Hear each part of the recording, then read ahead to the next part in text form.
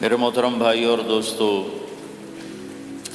اللہ تعالیٰ ہم سے ایک سوال کرتا ہے، افحسبتم انما خلقناکم عبثا، تمہارا کیا خیال ہے ہم نے تمہیں بیکار پیدا کیا ہے، تمہاری زندگی کا کوئی مقصد نہیں ہے؟ پھر اللہ تعالیٰ فرماتا ہے ایحسب الانسان ان یترک سدی، تمہارا کیا خیال ہے تمہیں کوئی نہیں پوچھے گا، جو مرضی کرتے رہو، جیسے مرضی زندگی گزارو، کوئی پوچھنے والا نہیں ہے؟ نہیں، ایسی بات نہیں ہے۔ بلا ورسلنا لدیہم یکتبون، جو کر رہے ہو اللہ لکھوا رہا ہے۔ ما یلفظ من قول الا لدیہ رقیب عتید، جو زبان سے بولتے ہو وہ فوراً کیچ کیا جا رہا ہے۔ ان علیکم لحافظین، تمہارے اوپر فرشتے مقرر ہیں، کرامن کاتبین، ان کا کام ہے یعلمون ما تفعلون، میں جو کروں، جہاں کروں، جس وقت کروں، وہ اسے لکھتے جائیں۔ دو چپ لگا دی، ایک نیگیٹو ایک پازیٹیو۔ کوئی اچھا کام ہوگا تو ادھر والا لکھے گا، کوئی غلط ہوگا تو ادھر والا لکھے گا۔ اور پھر اللہ تعالیٰ کا اس کائنات پر قبضہ ہے، اور اس ساری کائنات کو اللہ نے اپنی طاقت سے بنایا، یہ جہان خود بخود نہیں بنا۔ ان ربکم اللہ، اس کا بنانے والا اللہ ہے۔ اللہ نے اپنا تعارف کرایا، میں کون ہوں؟ الذی خلق السماوات والارض، میں وہ اللہ ہوں جس نے زمین آسمان بنائے، فی ستۃ ایام، اس میں 6 دن لگائے، ثم استوی علی العرش، پھر عرش پر استوا کیا، یغشی اللیل النہار، میں وہ اللہ ہوں جو رات کو لاتا ہے، دن کو لاتا ہے، تو دن کو آگے چلاتا ہے، رات کو پیچھے لاتا ہے، یطلبہ حثیثا، ان میں یہ دوڑ چلتی رہتی ہے، الشمس والقمر والنجوم مسخرات بامرہ، سورج، چاند، ستارے، ہر شے اس اللہ تعالیٰ کے قبضہ قدرت میں ہے۔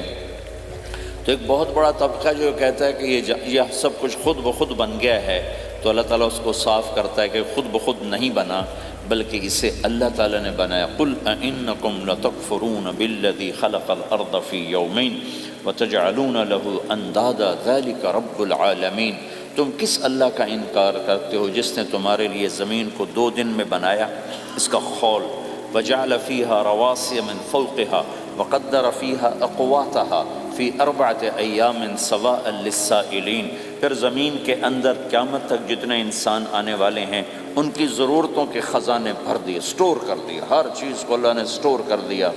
قیامت قائم ہوگی اور زمین کے خزانوں کا 1000واں حصہ بھی استعمال نہ ہوگا۔ اللہ اتنا نے وافر زمین کے اندر بھرا، اس میں اللہ نے 4 دن لگائے۔ ثم استوى الى السماء، پھر آسمان کی طرف استوا کیا، وہی دخان، آسمان ایک دھواں تھا، فقال لہا، آسمانوں سے کہا، وللارض، زمینوں سے کہا، ایتیا، آؤ، طوعا او کرہن، جی چاہے یا نہ چاہے میرے آگے جھکو، قالتا، زمین آسمان بولے، اتینا طاعین، یا اللہ ہم مان گئے، فقضاہن 7 سماوات، پھر اللہ نے 7 آسمان بنائے، جیسے زمینیں بنائیں ایسے 7 آسمان بنائے، فی یومین، 2 دن اس میں لگائے، وَأَوْحَى فِي كُلِّ سَمَاءٍ أَمْرَهَا، ہر آسمان کو الگ الگ حکم دیا اور اپنے حکم کے ساتھ باندھا، پکڑا، يُمْسِكُ السَّمَاوَاتِ وَالْأَرْضَ أَن تَزُولَا، زمین آسمان کو اللہ نے روکا ہوا ہے، اگر اللہ یوں چھوڑ دے تو ساری کائنات آپس میں ٹکرا جائے، ساری کائنات۔ یہ الشمس تجری لمستقر لها ذلك تقدیر العزیز العلیم، سورج 6 لاکھ مائل فی گھنٹہ کی رفتار سے دوڑ رہا ہے، اور زمین سے 12 لاکھ گنا بڑا ہے، اور اس میں ٹیمپریچر 2.5 کروڑ سینٹی گریڈ تک اس کا ٹیمپریچر چلتا ہے، اور یہ کوئی ٹھوس چیز نہیں، گیسز ہیں، اور ہر سیکنڈ میں اس میں ہیلیم گیس پھٹتی ہے اور وہ ہائیڈروجن میں تبدیل ہوتی ہے۔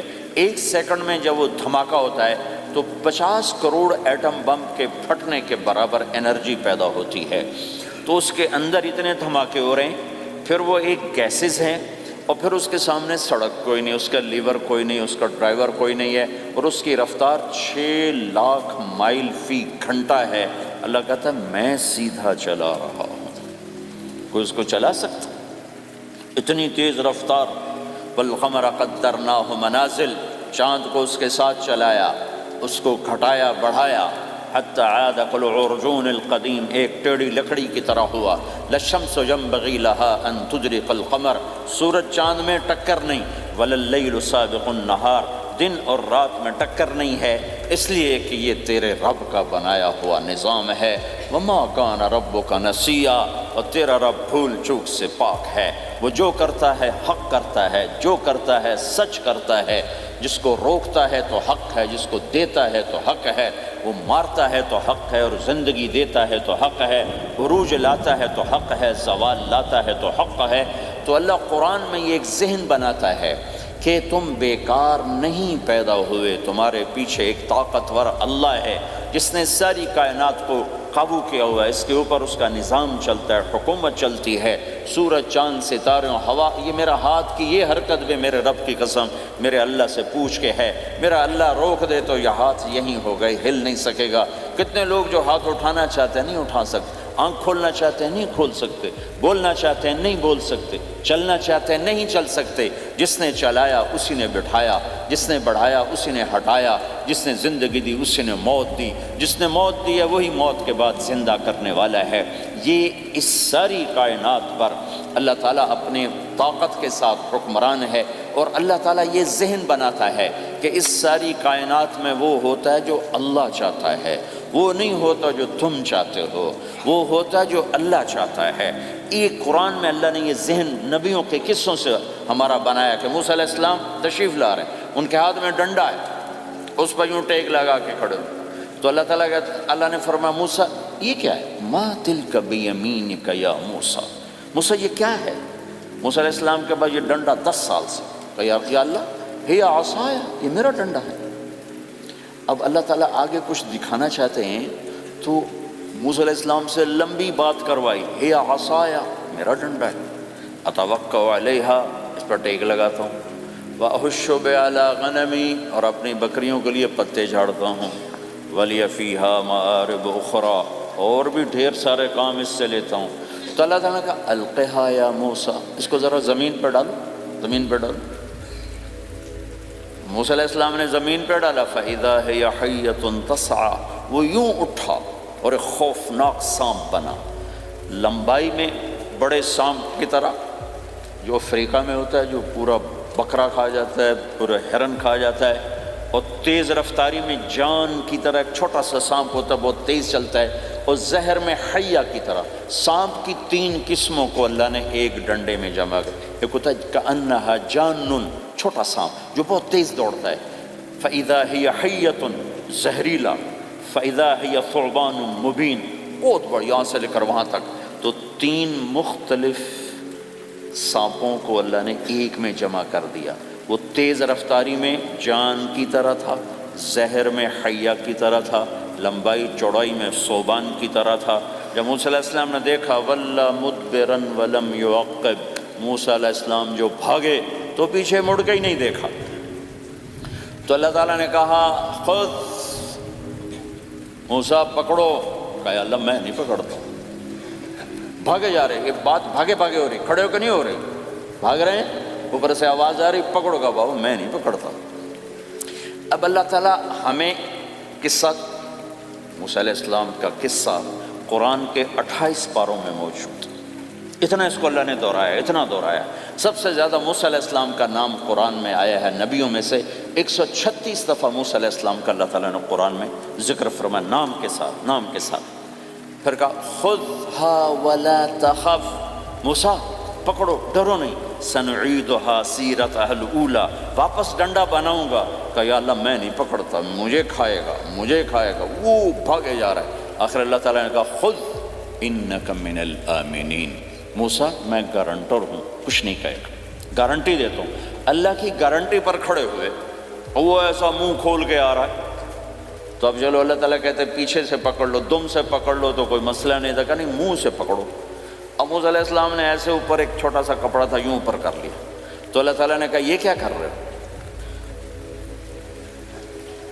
کہا جی مجھے اس سے ڈر لگ رہا ہے، کہ تیرا ڈر ہی تو نکالنا ہے، کہ یہ کچھ نہیں، سب کچھ تیرے اللہ کا ارادہ ہے۔ کچھ نہیں، ورنہ یہ کپڑا تمہیں بچا لے، تمہیں ویسے ہی سارا نکل جائے گا۔ اب وہ آگے آ رہا، موسیٰ علیہ السلام کانپ رہے ہیں اور دیکھ رہے ہیں، کانپ رہے ہیں اور دیکھ رہے ہیں، اور بڑے اب اللہ نے کہا تھا تو ڈرتے ڈرتے ہاتھوں سے یوں، کانپتے کانپتے ہاتھوں سے یوں آگے ہاتھ کیا، اور جو ہی ہاتھ کی انگلیوں نے سانپ کے منہ کو ٹچ کیا تو اللہ نے دوبارہ ڈنڈا بنا کے ہاتھ میں پکڑا تھا، اور ساری دنیا کو یہ پیغام دیا کہ دیکھو میرے بندو، اللہ سب کچھ ہے، لہٰذا اللہ کی مان کے چلنا۔ سامنے شیطان آئے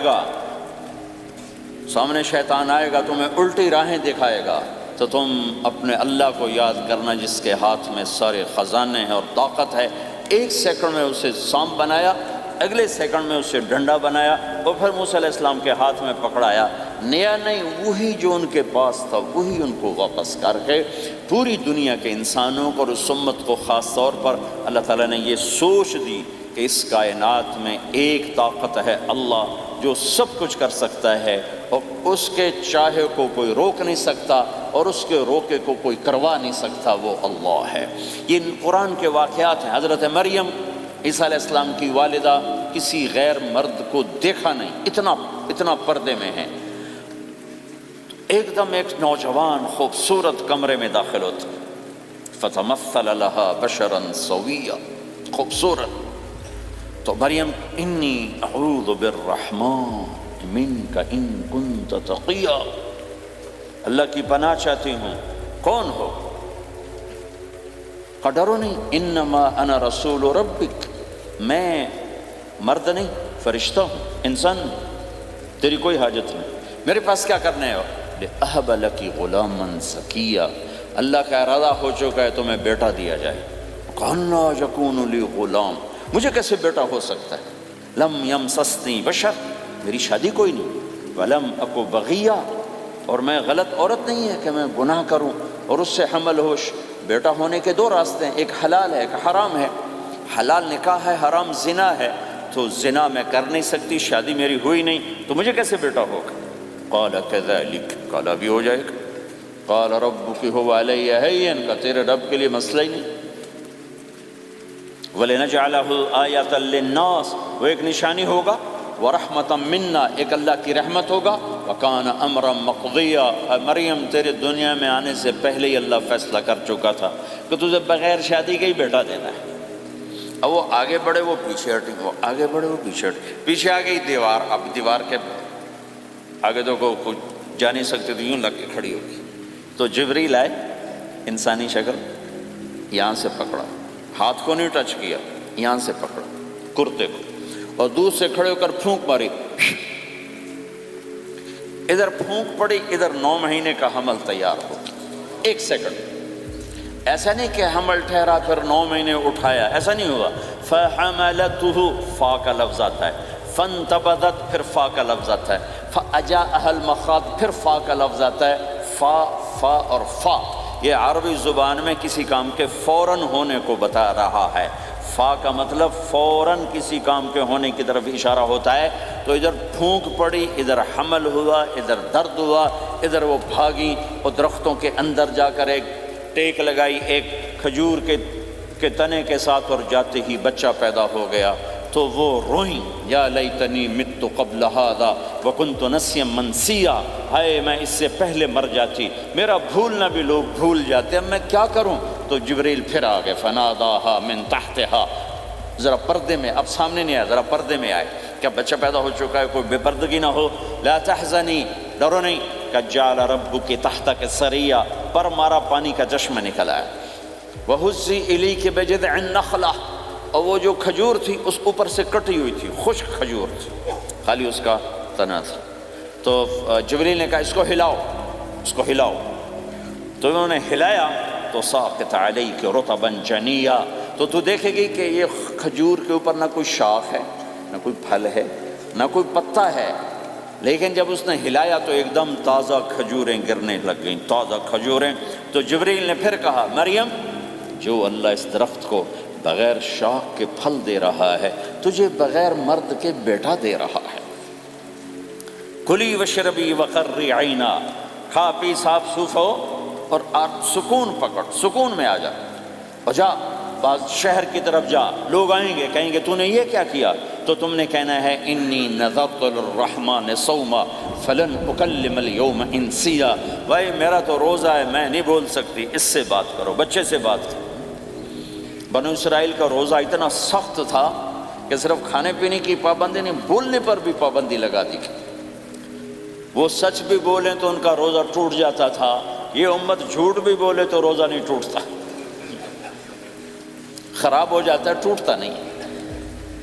تو فَأَتَتْ بِهِ قَوْمَهَا تَحْمِلُهُ، بچہ ہاتھ میں اور آئیں بعض شہر میں، قَالُوا يَا مَرْيَمُ لَكَ جِئْتِ شَيْئًا فَرِيًّا، شور مچ گیا، مریم یہ کیا کیا، یا اخت ہارون، ارے ہارون کی بہن، مَا كَانَ أَبُوكِ امْرَأَ سَوْءٍ، تیرا باپ ایسا نہیں تھا، وَمَا كَانَتْ أُمُّكِ بَغِيًّا، تیری ماں ایسی نہیں تھی، تو نے یہ کیا کیا، تو انہوں نے یوں کیا۔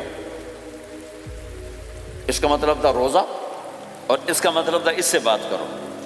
فَأَشَارَتْ إِلَيْهِ قَالُوا كَيْفَ نُكَلِّمُ مَنْ كَانَ فِي الْمَهْدِ صَبِيًّا، کہنے لگے مریم تو اتنی بے وقوف ہے کہ تجھے اپنے گناہ چھپانے کا طریقہ بھی نہیں آیا، تو کہتی میرا نکاح ہو گیا ہے، تو کہتی زکریا علیہ السلام نے چپکے سے میری شادی کر دی ہے، تو اپنا گناہ چھپانے کے لیے کہتی بچے سے بات کرو۔ کبھی بچہ بھی بولا، اور شور مچا ہوا ہے کہ ایک دم یہ آدھے پونے گھنٹے کا بچہ، اس کی آواز بلند ہوئی اور اس لاؤڈ سپیکر سے اوپر چلی گئی، پورے شہر گونج اٹھا، قال انی عبد اللہ، لوگو سنو میں اللہ کا بندہ ہوں، آتانی الکتاب، مجھے اللہ نے کتاب دی، وجعلنی نبیا، مجھے اللہ نے نبی بنایا، وجعلنی مبارکا، مجھے اللہ نے برکت والا بنایا، اینما کنت، میں جہاں بھی ہوں گا، واوصانی بالصلاۃ والزکاۃ ما دمت حیا، اور میرے رب نے مجھے کہا نماز پڑھنی ہے، زکوٰۃ دینی ہے، وبرم بوالدتی، اور میرے رب نے مجھے کہا ہے کہ میں اپنی ماں کی خدمت کروں، فرما بردار بنوں، ولم یجعلنی جبارا شقیا، والسلام علی یوم اموت ویوم ابعث، والسلام علی یوم ولدت ویوم اموت ویوم ابعث حیا، میرے اللہ کی میرے اوپر سلامتی ہے، جب پیدا ہوا، جب مروں گا، جب اٹھائے جاؤں گا۔ ذالک عیسی ابن مریم قول الحق الذی فیہ یمترون، یہ ہے مریم کا بیٹا عیسیٰ علیہ السلام، یہ اللہ کا بیٹا نہیں ہے، یہ مریم کا بیٹا ہے۔ اللہ تعالیٰ نے پورے قرآن میں کسی عورت کا نام نہیں لیا، عورت کو ایسا پردے کی چیز اللہ تعالیٰ نے بنایا ہے کہ اتنی عورتوں کا ذکر قرآن میں کیا، کسی کا نام نہیں ذکر کیا سوائے حضرت مریم کے نام، باقی سب کو امرات العزیز، امرات فرعون، امرات نوح، امرات کے ساتھ گورنر کی بیوی، فرعون کی بیوی، نوح کی بیوی، لوط کی بیوی، اللہ نام بھی لے سکتا تھا، مصر کے گورنر کی بیوی تو لفظ زلیخا بھی کہہ دیتا، زلیخا نہیں کہا، فرعون کی بیوی اللہ آسیہ کہہ دیتا، آسیہ نہیں کہا، صرف ایک عورت کا نام آیا ہے، وہ ہے حضرت مریم علیہ السلام۔ حضرت مریم کا نام اللہ نے اس لیے واضح کیا کہ ایک بہت بڑے طبقے نے اللہ پہ الزام لگایا کہ عیسیٰ علیہ السلام اللہ کا بیٹا ہے، تو اللہ تعالیٰ نے کہا نہیں، اللہ کا نہیں، مریم کا بیٹا ہے، اللہ کا نہیں، مریم کا بیٹا ہے۔ مَتَّخَذَ صَاحِبَةً وَلَا وَلَدًا، نہ میری کوئی بیوی ہے نہ بچہ ہے، لَمْ يَكُنْ لَهُ شَرِيكٌ فِي الْمُلْكِ، نہ کہ اس کا شریک ہے، وَلَمْ يَكُنْ لَهُ وَلِيٌّ مِّنَ الذُّلِّ، نہ کہ اس کا مددگار ہے، فَكَبِّرْهُ تَكْبِيرًا، اس ایک اللہ کی کبریائی بڑائی کے گن گا، گیت گا، دل میں بٹھا، دل میں بٹھا، دل میں بٹھا، تاکہ سارا وجود اس کے آگے ڈھلتا جائے، چلتا جائے۔ یہ واقعات یہ ذہن بناتے ہیں کہ اس کائنات میں وہ ہوتا ہے جو اللہ چاہتا ہے، وہ ہوگا جو اللہ چاہے گا، وہ ہوا جو اللہ نے چاہا۔ ساری دنیا کے انسان جو چاہتے ہیں اللہ کے بغیر نہیں کر سکتے، اللہ جو چاہتا ہے ہم سب کے بغیر کر دیتا ہے۔ یہ ذہن بنا کر پھر اللہ اس بات پہ لاتا ہے جب سب کچھ تیرے اللہ کے ہاتھ میں ہے تو اللہ کی مان کے چل، کہ یہ تیرے پاس تھوڑی سی زندگی ہے، جیسے اللہ نے اس کائنات کو بنایا ہے ایسے ہی اس کائنات کو توڑنے والا ہے۔ ایک دن آئے گا، ازفت الازفہ، وہ قریب آ چکا ہے، لیس لہا من دون اللہ کاشفہ، اسے کوئی روک نہیں سکتا، ہٹا نہیں سکتا، وہ آئے گا۔ لا تأتیکم الا بغتہ، وہ اچانک آئے گا۔ وہ کیسے آئے گا؟ فَإِذَا نُفِخَ فِي الصُّورِ نَفْخَةٌ وَاحِدَةٌ، ایک آواز آئے گی بڑی خوفناک۔ ہے کیا عجب دن ہوگا، شب جمعہ آئے گی، جمعہ کی رات آئے گی، کسی کو نہیں خبر کہ آج کائنات کی آخری رات۔ پرندے واپس گئے ہوں گے اپنے درختوں پر، گھونسلوں پر، شیر اپنے ٹھکانوں پر، چیتے اپنے ٹھکانوں پر، بھیڑیے اپنے ٹھکانوں پر، بکریاں، اونٹ، گائے، بھینس اپنے اپنی جگہ پر۔ اور اگر یہ بولٹن اس وقت موجود ہوگا تو بولٹن کے باشندے سوئے ہوں گے اپنے گھروں میں، کوئی ادھر تیاری کہ میں نے جاب پہ جانا ہے، یہ میرا سامان پڑا ہے، میں نے اسکول جانا ہے، یہ میری کتابیں پڑھی ہیں، میں نے آفس جانا ہے، یہ میری فائلیں پڑھی، میرا لیپ ٹاپ پڑا ہوا ہے۔ یہ سب کچھ جیسے آج کی رات ہے ایسے ہی ایک رات آئے گی۔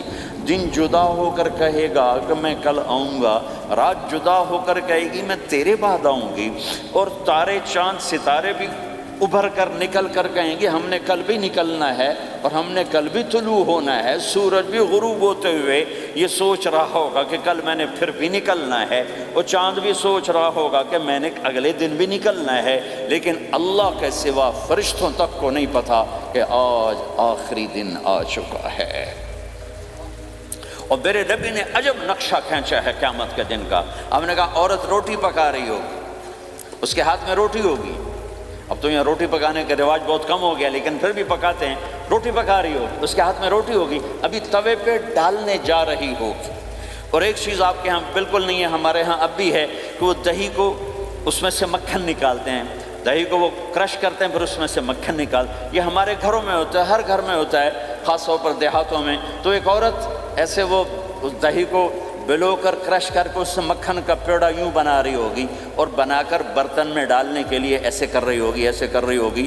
یہ تہذیب اب آپ تو سمجھ نہیں سکتے چونکہ آپ تو ادھر کے لوگ بن گئے اب، تو ہمارے دیہاتوں میں اب بھی یہ تہذیب ایسے کر رہی ہوگی، ایسے کر رہی ہوگی۔ اور پھر آپ نے فرمایا کہ ایک آدمی اپنے اونٹ کو چارہ ڈالنے کے لیے وہ جگہ، اس جگہ کو صاف کر رہا ہوگا کہ میں صبح ہو گئی ہے، میں اونٹ کو چارہ ڈالوں، اور پھر میرا اونٹ کھائے، پھر اس کو لے کر میں کام پہ جاؤں۔ اور دکاندار جھاڑو دے کر اپنی سیٹ پہ بیٹھ چکا ہے، اور گاہک انٹر ہوتا ہے اور اسے کہتا ہے کہ 10 میٹر مجھے کپڑا چاہیے، اور اس کے لیے یوں کپڑا ناپ رہا ہے، ناپ کے 10 میٹر، 5 میٹر، 4 میٹر، 2 میٹر پر اس نے یوں کینچی رکھی، کینچی یہاں ہے، اور اس نے جیب سے پیسے نکالے اور گننے لگا کہ میں نے اس کو 100 پاؤنڈ دینا ہے۔ وہ گننے میں لگا ہوا ہے، یہ کاٹنے میں لگا ہوا ہے۔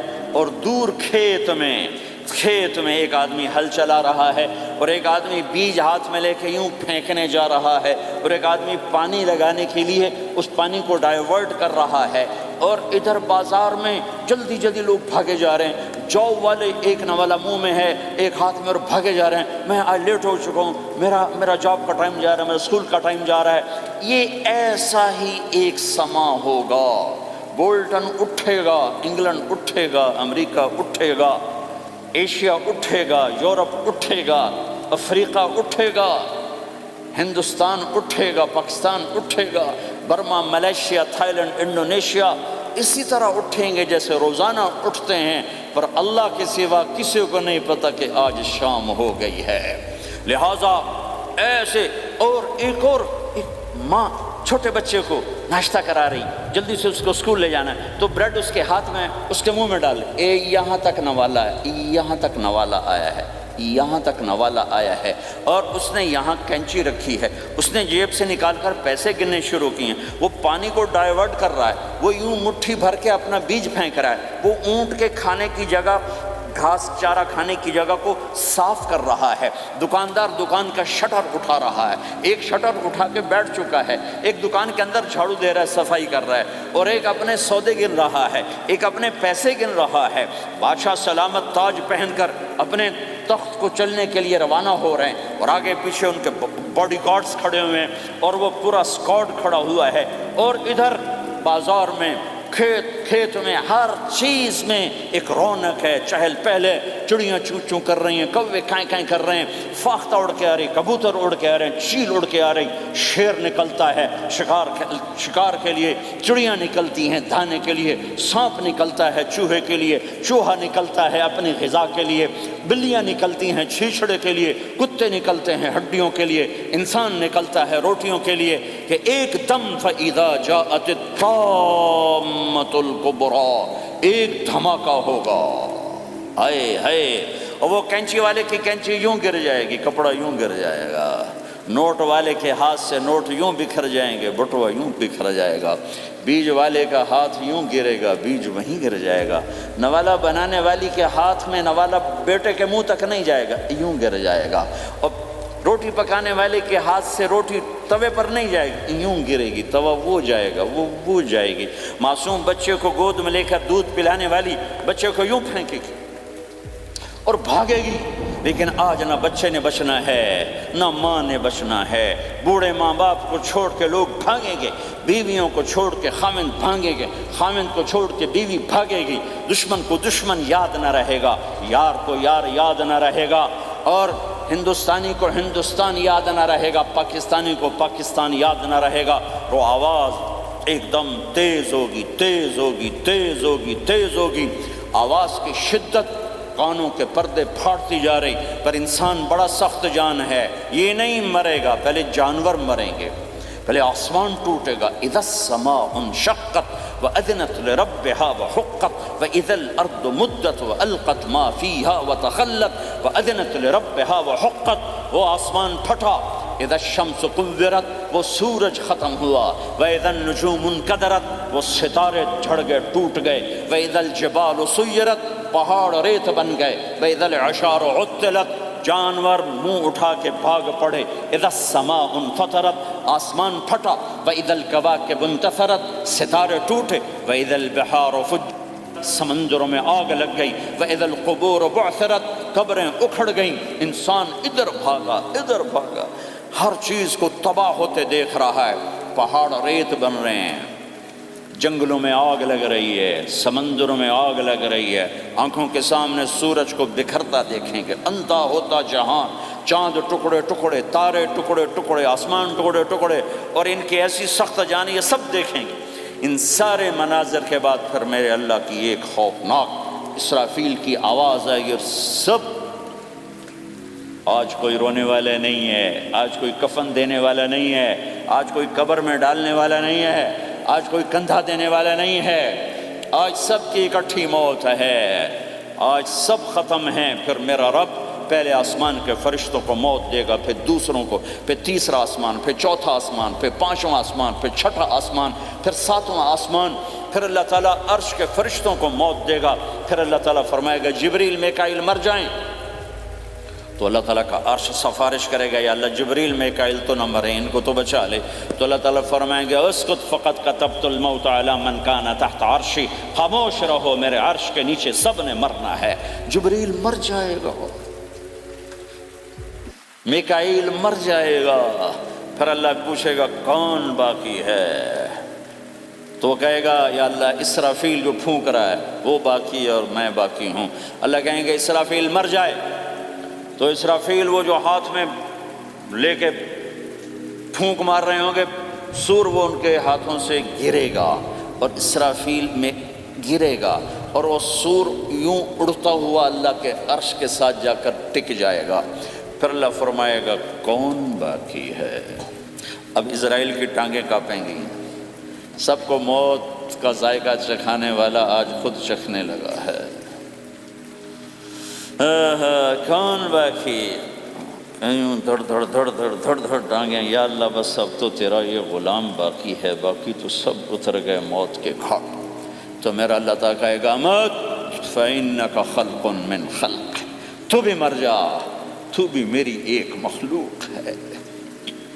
او میرے بھائیو، اس مٹ جانے والی دنیا کے پیچھے اللہ کو ناراض نہ کرو، اس کی عزت بھی دھوکہ ہے، اس کی شہرت بھی دھوکہ ہے، اس کی دولت بھی دھوکہ ہے، اس کی حکومت بھی دھوکہ ہے، اس کا عروج بھی دھوکہ ہے، اس کا زوال بھی دھوکہ ہے، اس کی عزت بھی دھوکہ ہے، اس کی ذلت بھی دھوکہ ہے، اس کا مال بھی دھوکہ ہے، اور اس کا فخر غربت بھی دھوکہ ہے، اس کی زندگی بھی دھوکہ ہے، سب نظروں کا فریب ہے۔ حضرت علی کا فرمان ہے الناس النیام اذا ما تنتبہ، لوگ سوئے ہوئے ہیں، جب موت آئے گی تو آنکھ کھل جائے گی۔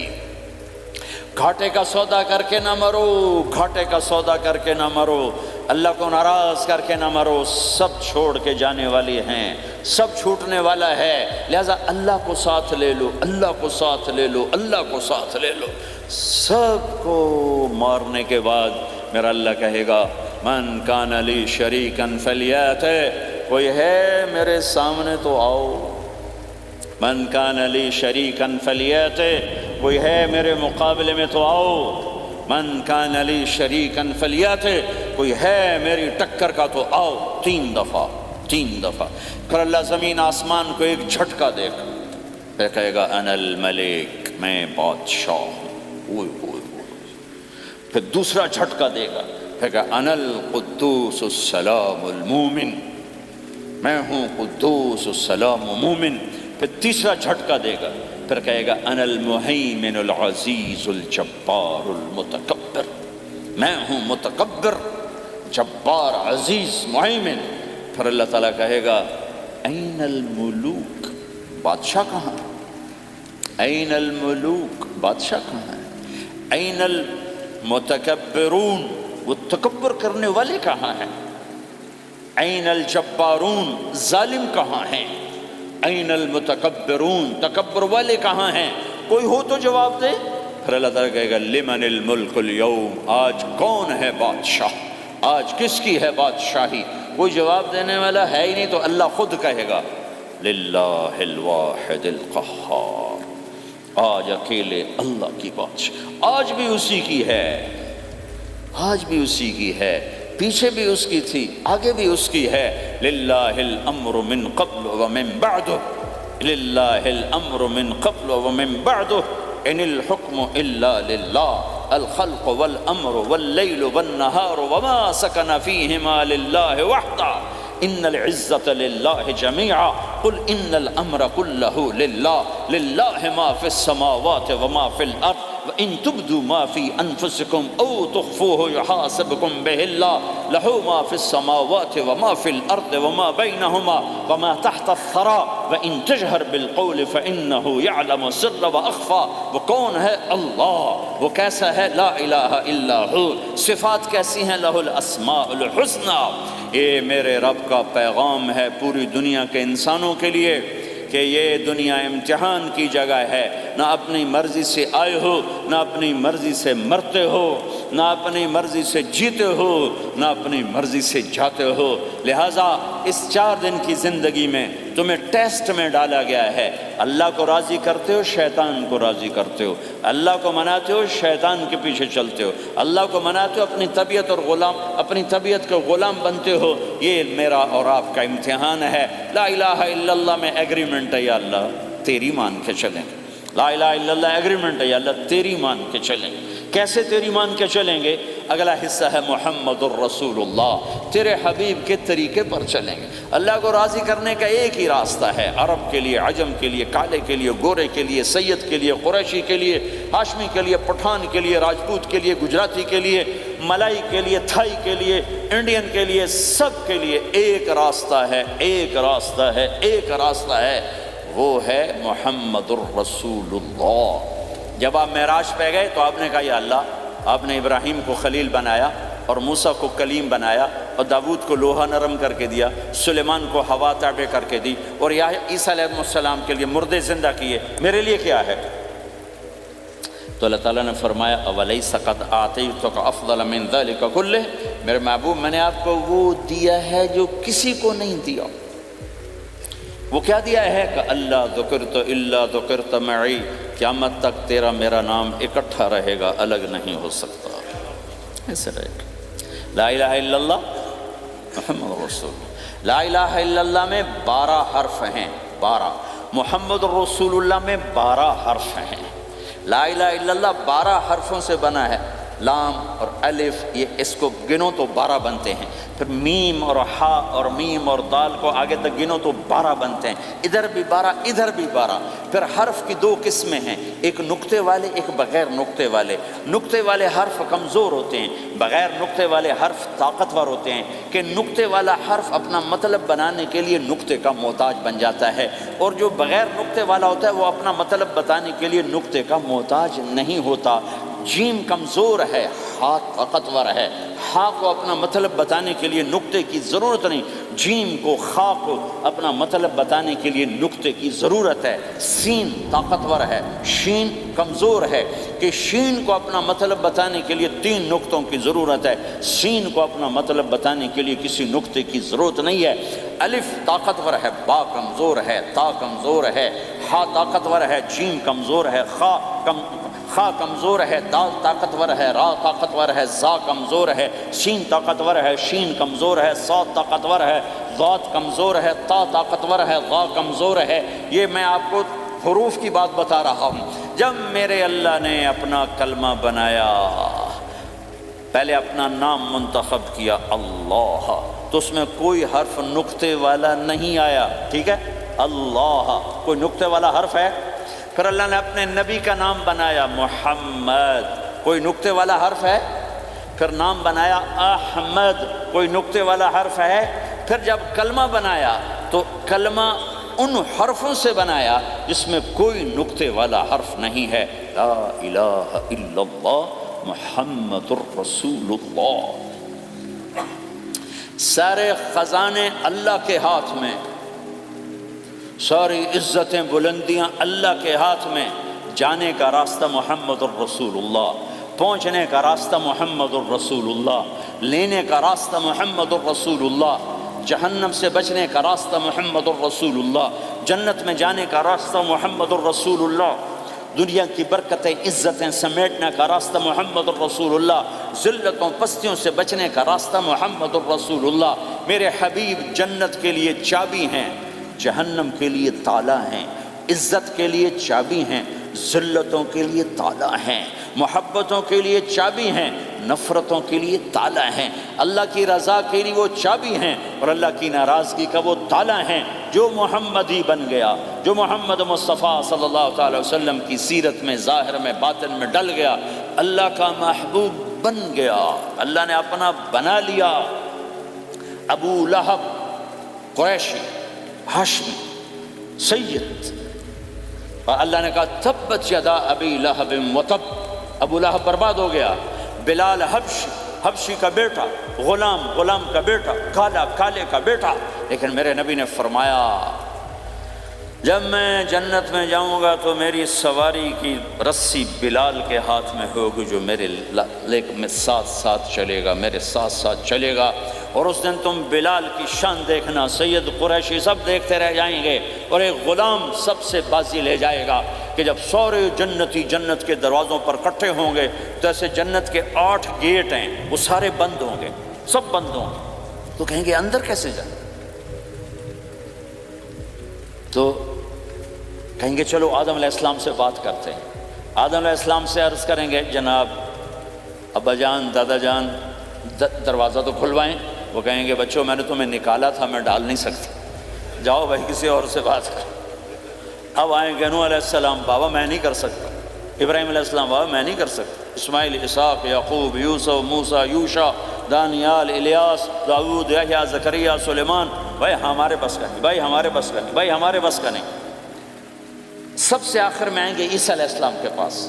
اگر اللہ چاہتا تو سیدھا ہمارے نبی کے پاس پہنچا دیتا، لیکن اللہ اپنے نبی کی شان دکھانا چاہتا ہے کہ میرا نبی کتنی شان والا ہے، کتنی عزت والا ہے، جس کی سنت کو تم پھینک دیتے ہو، سنت کی کوئی بات نہیں۔ 1 پاؤنڈ پھینکتے ہو کہ 1 پاؤنڈ گر گیا، کوئی بات نہیں، کہ 1 پاؤنڈ کو بھی ڈھونڈتے پھرتے ہو، سنت کوئی بات نہیں، پاؤنڈ نہیں۔ ہمارا پاکستانی 172 سے ضرب لائے گا، ہندوستانی 100 سے ضرب لگائے گا، پتہ نہیں کیا کیا کرے گا، ہیں تو اللہ تعالیٰ سب کو بھلا دے گا۔ آدم سے کہانی شروع ہوگی، چلتے چلتے چلتے عیسیٰ علیہ السلام، تو عیسیٰ علیہ السلام ایک بات کا اضافہ کریں، کہ بابا میں نہیں کھلوا سکتا، لیکن آج میں تمہیں پتہ بتا سکتا ہوں کون کھلوائے گا، یہ کوئی نبی نہیں کہے گا۔ تو کہیں گے جی بتاؤ، کہیں گے جاؤ محمد الرسول اللہ صلی اللہ علیہ وسلم کی خدمت میں، ان کے سوا آج کوئی نہیں کھلوا سکتا۔ سارا مجمع آئے گا، یا رسول اللہ، یا حبیب اللہ، یا نبی اللہ، تھک گئے ہم، جنت کے دروازے بند ہیں، دروازہ کھلوائیں، تو آپ کہیں گے انا لہو، ہاں میں ہی کھلواؤں گا، میں ہی کھلواؤں گا۔ پھر آپ نے فرمایا میں سب کے سامنے سجدہ کروں گا اللہ تعالیٰ کو، پھر اللہ تعالیٰ اپنی تعریف کا مجھے الہام کرے، میں اللہ کی تعریف کروں گا، جو ابھی مجھے بھی نہیں پتا کیا تعریف کروں گا، اس وقت اللہ تعالیٰ مجھے عطا کرے گا۔ پھر میرا اللہ کہے گا یا حبیبی یا محمد ارفع رأسک سل تعطا اشفع تشفع، اے میرے حبیب، اے میرے محبوب، سر اٹھا، سوال کر، پورا ہوگا، سفارش کر، مانی جائے گی۔ تو ہمارے نبی کہیں گے اللہ جنت کا دروازہ کھول، تو اللہ تعالیٰ فرمائیں گے اوپننگ سیریمنی تجھ سے ہوگی، تو اوپننگ کرے گا پھر کھلے گا، ایسے نہیں کھل سکتا۔ تو کہ میں تیار ہوں۔ تو جنت سے ایک سواری آئے گی اڑتے ہوئے اور ہیلی کاپٹر کی طرح لینڈ کرے گی اللہ کے نبی کے سامنے، تو آپ اس کے اوپر ایسے بیٹھ جائیں گے، تو اس کی جو رسی ہوتی ہے جس سے اس کو چلایا جاتا ہے وہ رسی ایسے نیچے گر جائے گی۔ رسی کے نیچے گرنے کا مطلب ہے کہ اس سواری کو اللہ کے نبی نے خود نہیں چلانا، کوئی اور آئے گا جو رسی پکڑ کے چلے گا۔ اب اللہ کے نبی کی سواری کی رسی پکڑ کے چلنا یہ کوئی چھوٹا آنر تو ہے نہیں، لہٰذا سب یوں دیکھیں گے بھئی، چونکہ وہ خالی اس سے سب کو پتہ چل جائے گا کہ کوئی آئے گا، ورنہ اللہ کے نبی کے ہاتھ میں رہتی ایسے گئی، تو لہٰذا سب ایسے لوگ کون کون کون کون آئے گا بھائی، کون آئے گا بھائی، شاید ابو بکر آئیں، یہ تو اپنی طرف سے کہہ رہا ہوں، شاید عمر آئیں، عثمان آئیں، علی آئیں، نہیں بیٹے آئیں گے، حسن حسین آئیں گے، کتنے سوال اٹھ سکتے، جعفر آئیں گے، حمزہ آئیں گے، عباس آئیں گے، سب اس حیرانی میں ہوں گے، اور سب کی نظریں ایسے ایسے ہوں گی کہ میرے اللہ کا فرمان ہوگا بلال حبشی کو لایا جائے، یہ رسی اس کو پکڑائی جائے۔ بلال رضی اللہ تعالیٰ عنہ اللہ کے نبی کی سواری کی رسی پکڑ کر چلیں گے، اور آپ نے فرمایا میں سب سے پہلے جنت کے دروازے پر دستک دوں گا، فَأُقَاقِعَهَا فَيُفْتَحُ لِي، میرے لیے دروازے پر دستک دوں گا تو اندر سے آواز آئے گی، کون؟ میں کہوں گا محمد الرسول اللہ۔ وہ کہیں گے یا رسول اللہ حکم تھا آپ کے بغیر دروازہ نہ کھلے، میں کھولوں، میرے لیے کھلے گا، میں اندر جاؤں گا۔ تو آپ نے فرمایا میرے ساتھ میری امت کے غریب لوگ پہلے میرے ساتھ جنت میں داخل ہوں، میری امت کے غریب لوگ پہلے میرے ساتھ جنت میں داخل ہوں۔ پھر آپ نے ایک عجیب بات فرمائی کہ میں دیکھوں گا کچھ عورتیں مجھ سے آگے نکل جائیں گی، کچھ عورتیں مجھ سے آگے نکل جائیں گی، تو میں ان کو حیران ہو کر پوچھوں گا تم کون ہو جو اپنے نبی سے آگے جا رہی ہو؟ وہ کہیں گے یا رسول اللہ ہم وہ ہیں جو جوانی میں بیوہ ہو گئے اور اپنے بچوں کی خاطر دوسری شادی نہ کی، ان کی تربیت کے لیے دوسری شادی نہ کی، اور اپنے جذبات کو سینے میں دبا کے سو گئیں، ہم وہ ہیں۔ تو اللہ کے نبی نے فرمایا وہ مجھ سے بھی آگے گزر کے جائیں گی۔ ہمارے معاشرے میں کوئی بچی بیوہ ہو جائے، طلاق ہو جائے تو وہ ایک بوجھ بن جاتی، بوجھ بن جاتی۔ تو میرے نبی نے فرمایا تمہیں وہ صدقہ بتاؤں جس سے بڑھ کر کوئی صدقہ ہی نہیں ہے، کیا آپ نے فرمایا کہ میں تمہیں وہ صدقہ بتاؤں جس سے بڑھ کے کوئی صدقہ نہیں ہے؟ تو انہوں نے کہا جی وہ کیا؟ قال الابنۃ المردودہ، جس کی بیٹی کو طلاق ہو گئی یا جوانی میں بیوہ ہو گئی اور لوٹ کے ماں باپ کے پاس آ گئی، اس پہ خرچ کرنا سب سے بڑا صدقہ ہے۔ چونکہ ماں باپ بھی تنگ پڑ جاتے ہیں اور بھائی تو پہلے ہی کہتے ہیں کہاں مصیبت سر پہ آ پڑی ہے، تو میرے نبی نے اس کو کور کرنے کے لیے، کیونکہ زندگی تو حادثات کا نام ہے، ہوتے رہتے ہیں، تو میرے نبی نے فرمایا سب سے اعلیٰ درجے کا صدقہ ہے اس بچی پہ خرچ کرنا جو طلاق ہو کے گھر واپس آ جائے یا بیوہ ہو کے گھر واپس آ جائے، اس پہ خرچ کرنا سب سے اعلیٰ درجے کا خرچ ہے۔ تو ان کی یہ قربانی کہ وہ اللہ کے نبی نے فرمایا مجھ سے بھی آگے جا رہی ہوں۔ آپ نے فرمایا جنت کی چابی میرے ہاتھ میں ہے، اللہ کا جھنڈا میرے ہاتھ میں ہے، کوئی نبی جنت میں جا نہیں سکتا جب تک میرا قدم نہ پڑ جائے، اور کوئی امت جنت میں جا نہیں سکتی جب تک میری امت نہ چلی جائے۔ تو بھائیو اللہ کے خزانوں تک پہنچنے کا راستہ ہے محمد الرسول اللہ، اور چونکہ قیامت تک آپ نے نمونہ بندہ تھا تو اللہ نے اپنے نبی کی زندگی کی ہر شے محفوظ کر دی، کوئی چیز چھپی نہیں ہے۔ آپ کے جسم مبارک سے نکلا ہوا ہر عمل 1435واں سال شروع ہو چکا ہے، محفوظ ہے، مکتوب ہے، موجود ہے۔ کسی نبی کا حلیہ ایسے موجود نہیں جیسے ہمارے نبی کا حلیہ موجود ہے۔ آپ چلتے کیسے تھے؟ یمشی تکفیاً، آپ چلتے تھے کہ جیسے کوئی آدمی اوپر سے نیچے آ رہا ہو، تو تھوڑا سا آگے جھک کے چلتا ہے، اور آپ چلتے تھے کہ آپ کے پاؤں کا چلنے کا فاصلہ، قدم سے قدم فاصلہ چھوٹا ہوتا تھا اور چال میں تیزی ہوتی تھی، چال میں تیزی، فاصلہ تھوڑا، اس طرح آپ چلتے تھے۔ آپ کے دیکھنے کا انداز کیا تھا؟ یہ جل نظرہ الملاحظہ، یوں دیکھتے تھے، یوں دیکھتے، شرم کی وجہ سے نظر نہیں اٹھاتے تھے مردوں میں بیٹھ کر، کبھی کبھی یوں آنکھ اٹھاتے تھے تو پھر کسی میں جرت نہیں ہوتی تھی کہ آپ کی آنکھوں میں آنکھیں ڈال کے دیکھ سکے، پھر سارے یوں ہو جاتے تھے۔ صرف 2 آدمی آپ کو دیکھ سکتے تھے اس وقت، جب آپ کی نظر اوپر ہوتی تھی تو 2 آدمی آپ کو دیکھ سکتے تھے، ایک ابو بکر اور ایک عمر، بس۔ آپ مسجد میں داخل ہوئے، آپ کے ادھر ابو بکر تھے، ادھر عمر تھے، سامنے مجمع تھا، آپ نے یوں ابو بکر کو پکڑا، یوں عمر کو پکڑا، یوں ان کے دونوں کے ہاتھ پکڑ کا، مجھے دیکھ رہے ہو؟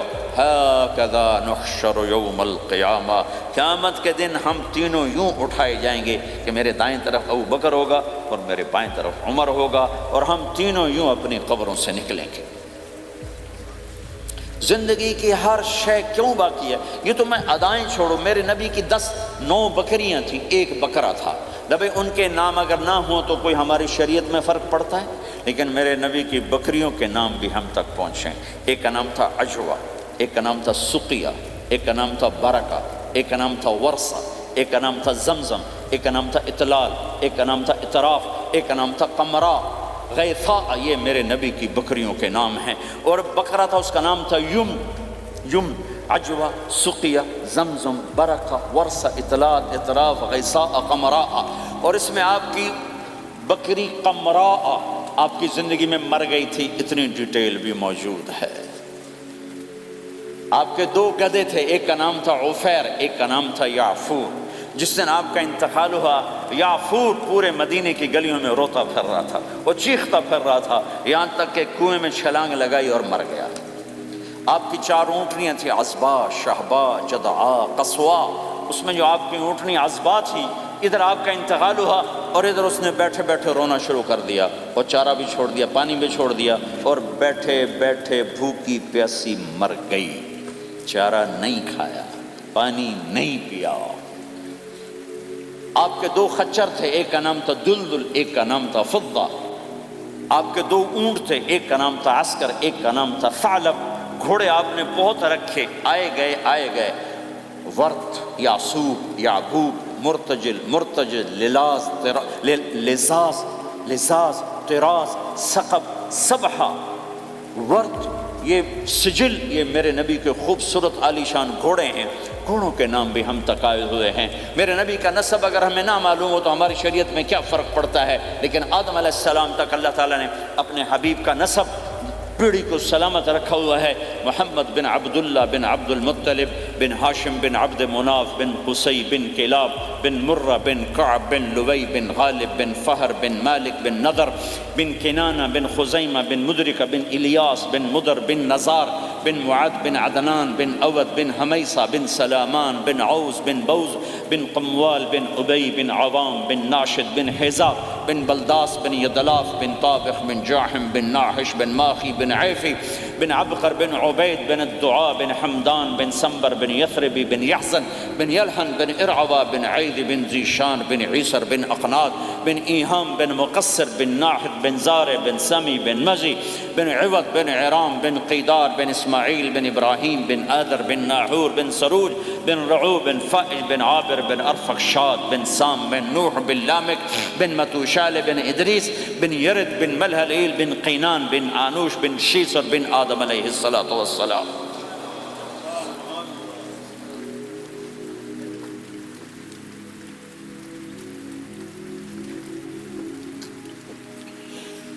اللہ کا اعلان ہے، جہاں رہو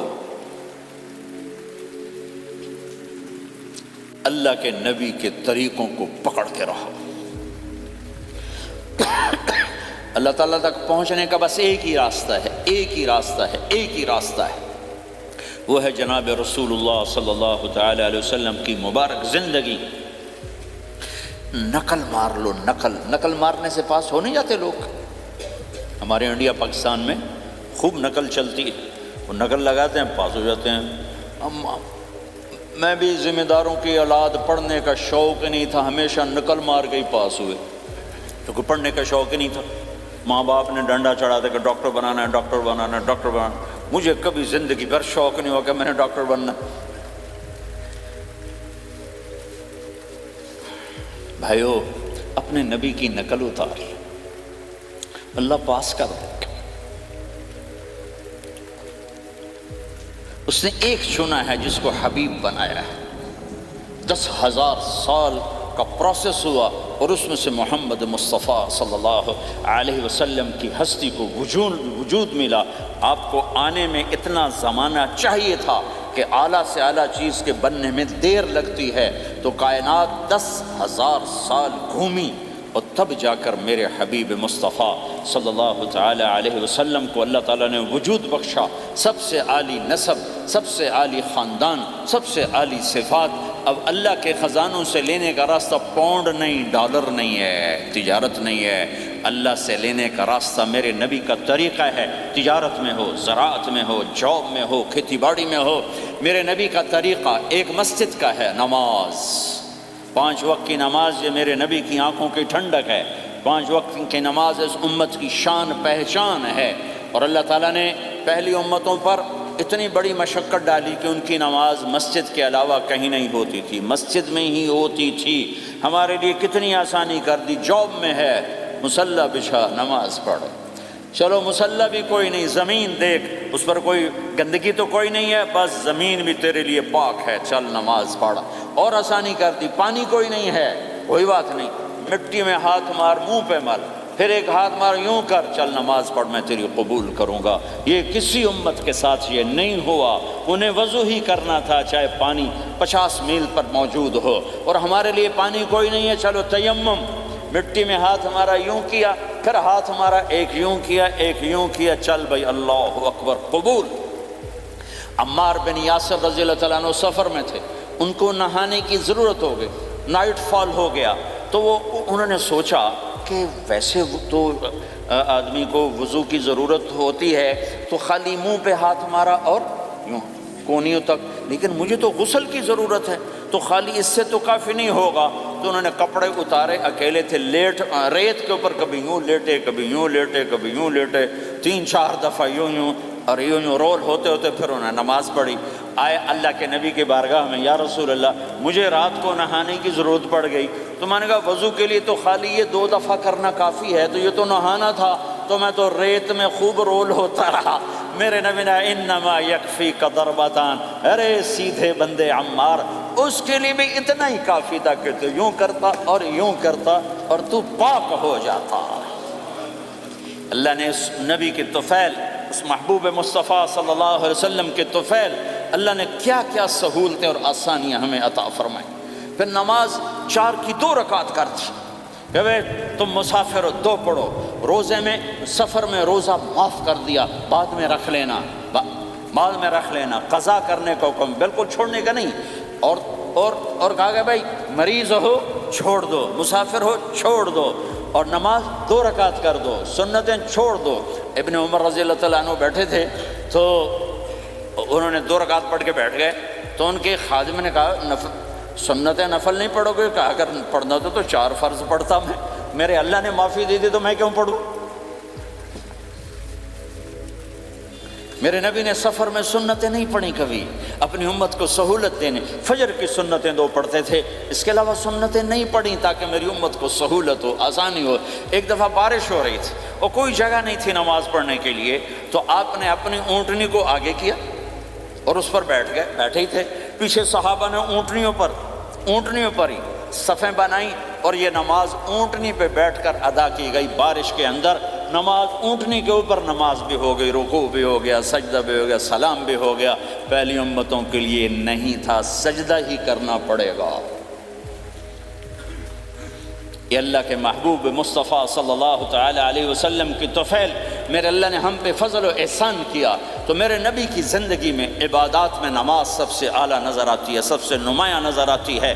اور پھر بازار میں، گھر میں، دفتر میں، ماحول میں میرے نبی کے اخلاق، یہ زندگی کا دوسرا روشن پہلو ہے۔ میرے نبی کی ساری زندگی 2 لفظوں میں آتی ہے، عبادت اخلاق، عبادت اخلاق۔ یا تو اور لفظ حقوق اللہ حقوق العباد، حقوق اللہ حقوق العباد، حقوق اللہ میں نماز سب سے اعلیٰ، اور حقوق العباد میں لوگوں کی برداشت کرنا، لوگوں سے درگزر کرنا، معاف کرنا، جھوٹ سے بچنا، دھوکے سے بچنا۔ میرے نبی سے پوچھا گیا یا رسول اللہ مسلمان کنجوس ہو سکتا ہے؟ ہم نے کہا ہو سکتا ہے۔ یا رسول اللہ مسلمان کمزور ہو سکتا ہے، بزدل ہو سکتا ہے، ڈرپوک ہو سکتا ہے؟ آپ نے کہا ہو سکتا ہے۔ یا رسول اللہ مسلمان جھوٹ بول سکتا ہے؟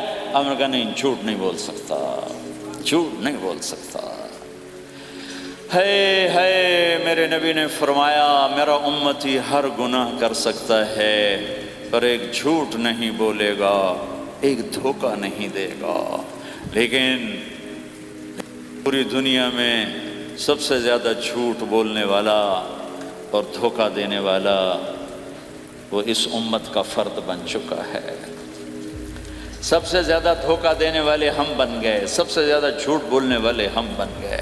اور میرے نبی نے فرمایا تھا کہ مسلمان جھوٹ نہیں بولتا، دھوکہ نہیں دیتا، ہر گناہ کر سکتا ہے، جھوٹ نہیں بولے گا، دھوکہ نہیں دے گا۔ یہ میرے نبی کی زندگی کا دوسرا پہلو ہے کہ سچائی پہ جمو۔ چند پیسے بچانے کے لیے جھوٹ بولنا، ٹیکس بچانے کے لیے جھوٹ بولنا، کتنے پاؤنڈ بچا لو گے؟ ادھر تمہارے سامنے سچ روشن کھڑا ہوا ہے۔ میرے نبی نے کہا الصدق ینجی والکذب یہلک۔ ادھر جھوٹ کھڑا ہے، ادھر جھوٹ کے ساتھ 4 پاؤنڈ بچیں گے، ادھر سچ کے ساتھ اللہ ملے گا، لے لو جو لینا ہے لے لو۔ ہاں، الا لعنت اللہ علی الکاذبین، جھوٹوں پہ اللہ کی لعنت۔ اس لعنت کے ساتھ 400 پاؤنڈ بچا لیے، 4000 بچا لیے، 4 ملین بچا لیے، 4 بلین بچا لیے، 4 ٹریلین بچا لیے، ساری دنیا کو بچا لیا، اور اوپر اللہ کی لعنت پڑی تو اللہ کی قسم گھاٹے کا سودا ہے۔ اور سچے ہو گئے، سچ بولا، یہ میں 100 پاؤنڈ کماتا ہوں، لے لو جو لینا ہے اس میں سے، یہ میں 1000 پاؤنڈ کماتا ہوں، لے لو جو لینا ہے، یہ میں 50,000 پاؤنڈ کماتا ہوں، لے لو جو لینا ہے، کہ مسلمان کی زبان سے جھوٹ نہیں نکلتا، سچ ہی بولتا ہے۔ آپ تشریف لے جا رہے ہیں، ایک آواز ہے یا رسول اللہ، آپ نے یوں دیکھا کوئی نظر نہیں آیا، پھر آواز ہے یا رسول اللہ، تو آپ نے دیکھا کہ ہرنی ڈیئر چھوٹی وہ کھڑی ہوئی رسی میں بندھی، تو آپ نے کہا کیا ہوا؟ کہا جی آپ کا صحابی مجھے پکڑ کے لایا ہے، میرے چھوٹے چھوٹے بچے بھوک سے رو رہے ہوں گے، آپ مجھے چھوڑ دیں، میں بچوں کو دودھ پلا کے واپس آ جاتا، مجھے پتا ہے میرے اللہ کی تقدیر میرے بارے میں کیا ہے۔ تو آپ نے کہا اگر تو واپس نہ آئی تو پھر؟ تو اس نے کہا مجھے اللہ جہنم میں ڈال دے۔ آپ نے اس کی رسی کھول دی، خود وہیں بیٹھ گئے، اس نے دوڑ لگائی اور پہاڑوں میں گم ہو گئی۔ تھوڑی دیر کے بعد وہ دوڑتی ہوئی آئی اور آ کے سر یا رسول اللہ میں حاضر ہو گیا۔ تو آپ نے اس کو باندھ کے وہیں آپ بیٹھ گئے نہیں۔ دیر کے بعد وہ صحابی آئے جنہوں نے اس کو شکار کیا تھا، پکڑا تھا، تو کہنے لگے، ان کا یا رسول اللہ آپ یہاں کیسے؟ کہ میں ایک درخواست لے کر آیا ہوں۔ کہ کیا؟ کہ یہ ہرنی مجھے ہدیہ کر دو۔ کہ یا رسول اللہ سب کچھ آپ کا ہے، کہنے بس یہ ہدیہ کر دو۔ یا رسول اللہ حاضر۔ تو آپ نے اس کو لے کر رسی اس کی گردن سے نکالی کہ جا بچی اپنے بچوں کے پاس جا کے خوشی منا۔ سچ نجات دیتا ہے اور جھوٹ ہلاک کرتا ہے۔ ایک ہرنی جان کی بازی کھیل گئی سچ بولنے کے لیے، تم چند پونڈوں پہ جھوٹ بولتے ہو، ایمان کو برباد کر کے رکھ دیتے ہو۔ مسلمان جھوٹ نہیں بولتا، مسلمان دھوکہ نہیں دیتا، مسلمان کی زبان سے سخت بول نہیں نکلتا، کسی کو بے عزت نہیں کرتا، کسی کو کی بے اکرامی نہیں کرتا، کسی کا دل نہیں توڑتا، کسی کو ذلیل نہیں کرتا، خود سہتا ہے، اوروں کو خوشیاں دیتا ہے، خود دکھ سہتا ہے، اوروں کو راحت دیتا ہے، خود تکلیف سہتا ہے۔ یہ میرے نبی کے اخلاق ہیں، یہ میرے نبی کی زندگی ہے، اور یہ اسلام کا سب سے بڑا چیپٹر ہے اور سب سے مشکل چیپٹر ہے۔ جب میرے نبی نے لمبی نمازیں پڑھی تو اللہ نے روک دیا کہ میرے حبیب ما انزلنا علیک القرآن لتشقی، اتنی لمبی نماز نہ پڑھ کے تو تھک جائے۔ میرے نبی نے تبلیغ میں زور دکھایا تو اللہ نے روک دیا فلتذهب نفسک علیہم حسرات، میرے نبی اتنا غم نہ کر کے آپ خود ہی آہیں بھرتے بھرتے آپ مر جائیں۔ میرے نبی نے مال سارا خرچ کیا، اللہ نے اس سے بھی روک دیا ولا تبسطها كل البسط فتقعد ملوما محسورا، اتنا خرچ نہ کریں کہ آپ خود پھر دکھی ہو کے بیٹھ جائیں، خرچ کرنا بہت بڑا عمل، تبلیغ سب سے سارے عملوں کا سردار عمل، تبلیغ سے بڑا کوئی کام ہوتا تو اللہ نبیوں کو دیتا، اگر تبلیغ سے بڑھ کر کوئی کام ہوتا تو اللہ نبیوں کو دیتا، گشت سے بڑھ کر کوئی محنت ہوتی تو اللہ نبیوں کو دیتا۔ 950 سال نوح علیہ السلام گشتی کر رہے ہیں، اور اللہ کی مان لو، اللہ کی مان لو، اتنا عظیم عمل کا میرے نبی درمیانہ نماز سب سے بڑی عبادت، میرے نبی درمیانہ کام، لیکن جب میرے نبی نے اخلاق اچھے کیے، دشمن کو معاف کرنا، لیکن ایک آدمی آپ سوئے ہوئے تھے، آپ کی تلوار لٹکی تھی، ایک آدمی آیا، اس نے آپ کی تلوار اتاری اور یوں ماری پسلی میں، آپ اٹھ کے بیٹھ گئے، اب وہ قتل کے ارادے کے لیے آ چکا ہے اور تلوار یہاں ہے، کہتا من یمنعک منی، اب بول تمہیں کون بچائے گا؟ تو آپ نے مسکراتے ہوئے کہا اللہ، تو اس کے ہاتھ سے تلوار گر پڑی، تو آپ نے اٹھا لی، آپ نے یوں سیدھی کی، اب تو بچا، تجھے کون بچائے گا؟ وہ کہنے لگا مجھے تو ہی بچائے گا، وہ تو اللہ کو جانتا نہیں تھا، کہا بابا مجھے تو ہی بچائے گا، تو آپ کہتے ہیں اس کا سر اڑا دو، یہ نبی کو قتل کرنے آیا ہے۔ میرے نبی نے فرمایا کلمہ پڑھتے ہو؟ کہا نہیں پڑھتا، کہا جاؤ معاف کیا، یہ میرے نبی کے اخلاق ہیں۔ 20 سال جنہوں نے قتل کے منصوبے بنائے، مکہ والے، جب آپ مکہ میں فاتحانہ داخل ہوئے، ابو سفیان سب سے زیادہ آپ کو دکھ پہنچانے والوں میں پیش تو آپ نے ابو سفیان کو عزت دی، جو ابو سفیان کے گھر میں داخل ہوگا اس کو کچھ نہیں کہا جائے گا۔ آپ تو ابو سفیان کو بلا کے سولی پہ لٹکاتے، اور آپ کہہ رہے ہیں جو ابو سفیان کے گھر میں جائے گا اسے کچھ نہیں کہا جائے گا، جو بیت اللہ میں ہوگا اسے کچھ نہیں کہا جائے گا۔ سارا مکہ سامنے، آپ یوں بیت اللہ کا دروازے پر یوں دونوں ہاتھ ایسے ٹکا کے کھڑے تھے، پھر آپ نے کہا میں کیا کروں گا اب تمہارے ساتھ؟ تو سہیل بن عمر نے کہا آپ کریم ہیں، کریم کے بیٹے ہیں، تو آپ نے کہا جاؤ میں نے معاف کیا۔ یہ اخلاق آج مٹ چکے ہیں، مردوں سے، عورتوں سے، علم والوں سے، خانقاہ والوں سے، تبلیغ والوں سے، سب زیرو ہوئے پڑے ہیں۔ جب تک یہ اخلاق زندہ نہیں ہوتے، اسلامی زندگی قائم نہیں ہو سکتی، اسلامی معاشرت قائم نہیں ہو سکتی، اور دین دو چیزوں سے آگے پھیلتا ہے، ایک دعوت اور ایک اخلاق۔ دعوت اور اخلاق، دعوت نہیں ہوگی تو اخلاق نہیں پڑے رہ جائیں گے، اخلاق نہیں ہوں گے تو دعوت کوئی قبول نہیں کرے گا۔ میرے نبی نے کتنے معجزے دکھائے مکے میں، نہیں کلمہ پڑھا، بدر میں ان کے 70 مارے گئے، فرشتوں کو دیکھا، جبریل کے گھوڑے کی آواز سنی، کلمہ نہیں پڑھا، خندق میں شکست ہوئی، کلمہ نہیں پڑھا، پانی نکلتے دیکھا انگلیوں سے، کلمہ نہیں پڑھا، ایک بکرے کا ایک بازو پکایا، ایک بازو بکرے کا، ایک اگلا جو بازو ہوتا، اور 40 آدمیوں نے کھانا کھایا اور ایک بوٹی کم نہیں ہوئی، کلمہ نہیں پڑھا۔ لیکن جب میرے نبی نے کہا جاؤ معاف کیا تو سارے ہی کلمہ پڑھ گئے کہ واقعہ یہ اخلاق نبی کے ہو سکتے۔ حنین کی جنگ میں جب بھاگے لوگ، شکست ہوئی، تو ایک صحابی کا بھاگتے ہوئے پاؤں ہمارے نبی کے پاؤں پر آیا، اور جوتا سخت تھا، تو آپ نے کہا اوجعتنی، اور آپ کے ہاتھ میں چھڑی تھی، آپ نے اس کو یوں ماری، کہا اوجعتنی، ارے تو نے مجھے کتنا زیادہ درد پہنچایا، دکھ پہنچایا۔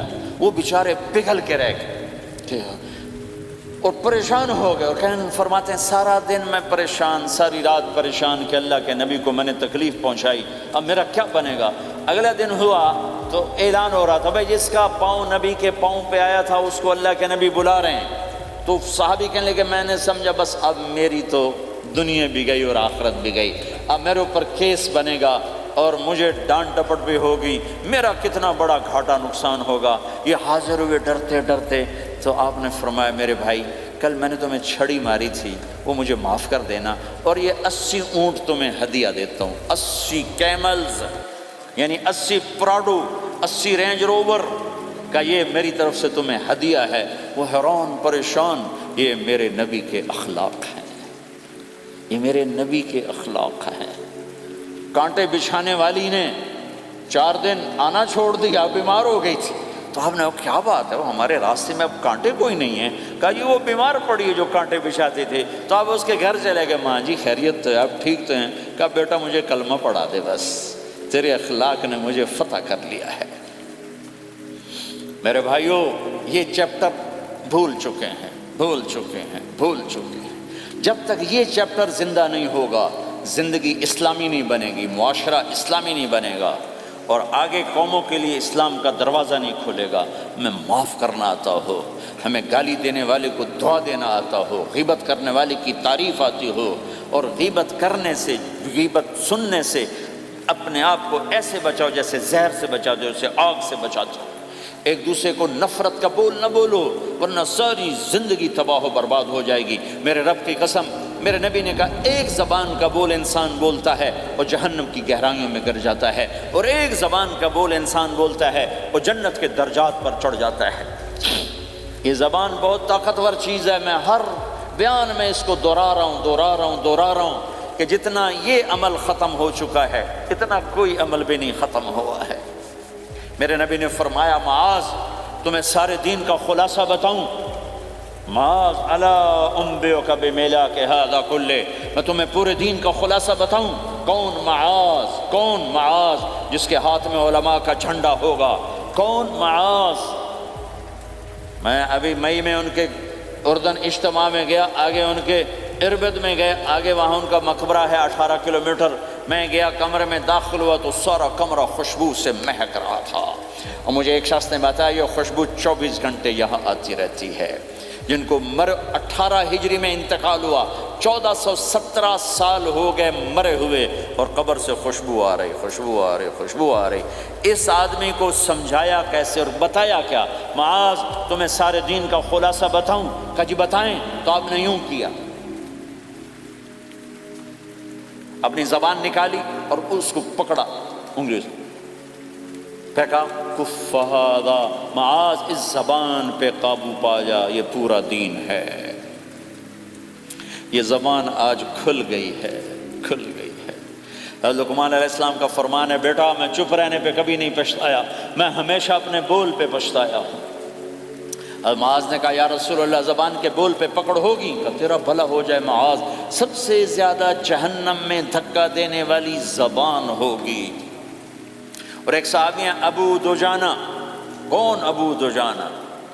السابقون الاولون من المہاجرین والانصار، اس میں پہلی صف کے صحابہ۔ کون ابو دجانہ؟ جب آپ حج پر گئے تو اپنی جگہ مدینے کا امیر ابو دجانہ کو بنایا۔ ابو دجانہ حج میں شریک نہیں ہوئے، کہ آپ نے اپنی جگہ ان کو اپنا نائب بنا کے وہاں کھڑا فرمایا ابو دجانہ میری جگہ پر مدینے کا امیر ہے، یہ وہ ابو دجانہ ہیں۔ کون ابو دجانہ؟ جو جنگ بدر سے لے کر آخری حج تک ہر سفر میں شریک ہیں، ہر سفر میں شریک ہیں۔ ان کی ایک بات میں بتانا چاہتا ہوں، پہلے تھوڑی سی ان کی ہسٹری بتانا چاہتا ہوں۔ کون ابو دجانہ؟ احد کی جنگ میں آپ نے تلوار اٹھائی، کہ اس تلوار کو کون لے گا؟ کئی صحابہ کھڑے ہو گئے۔ آپ نے کہا اس تلوار کا حق کون ادا کرے گا؟ سارے بیٹھ گئے، 3 آدمی کھڑے رہے، ایک زبیر بن عوام، ایک عمر بن خطاب، ایک ابو دجانہ۔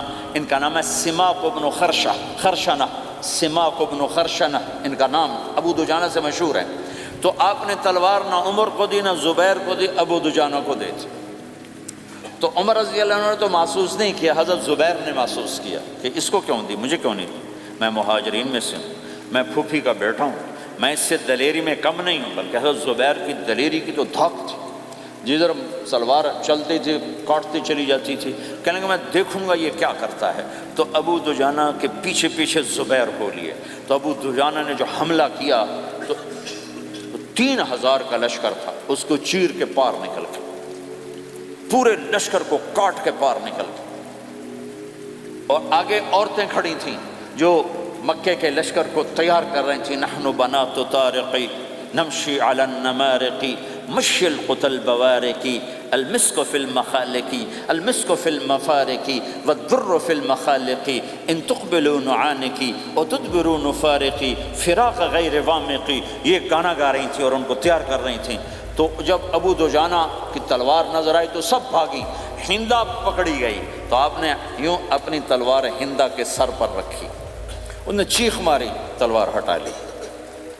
تو زبیر پیچھے پیچھے کہ یہ کیا کیا ہے؟ جنگ میں اگر کوئی عورت حصہ لے اسے مارنا جائز ہے، ویسے جائز نہیں ہے، عورت کو، بچے کو، بوڑھے کو ہاتھ لگانا جائز نہیں ہے۔ تو انہوں نے کہا تلوار کیوں نہیں چلائی؟ کہا میرے محبوب کی تلوار ہے، عورت کے خون سے رنگین کر کے اس کی شان نہیں گھٹانا چاہتا، یہ میرے نبی کی تلوار۔ پھر واپس ہوئے، پھر اٹیک کیا اور پھر مجمع کو چیر دیا۔ سامنے ایک آدمی آ رہا تھا ہاتھی کی طرح، اتنا لمبا موٹا تازہ، تو زبیر کہنے لگے میرے جی میں آیا کبھی اس کی ٹکر ہونا پھر میں دیکھوں ابو دجانہ کیا چیز ہے۔ تو اللہ کا کرنا ایسا ہوا ابو دجانہ دونوں آمنے سامنے ہو گئے، تو وہ ایسے شاہ سوار تھے کہ دونوں طرف کے لشکر ذرا تھم گئے اور وہ دونوں بھڑ گئے۔ ابو دجانہ کے اپنے جوہر، اس پہلوان کے اپنے جوہر، غبار اٹھا، مٹی اٹھی، اور اس کی اپنی طاقت، ان کی اپنی طاقت، انہوں نے ابو دجانہ کو اس نے زخمی کر دیا۔ ابو دجانہ نے جو جوش میں آ کے ماری تلوار، اس کو لگی یہاں، تو اتنی طاقت سے لگی کہ اس کے نیچے اتر کر 2 ٹکڑوں میں تقسیم کر دی۔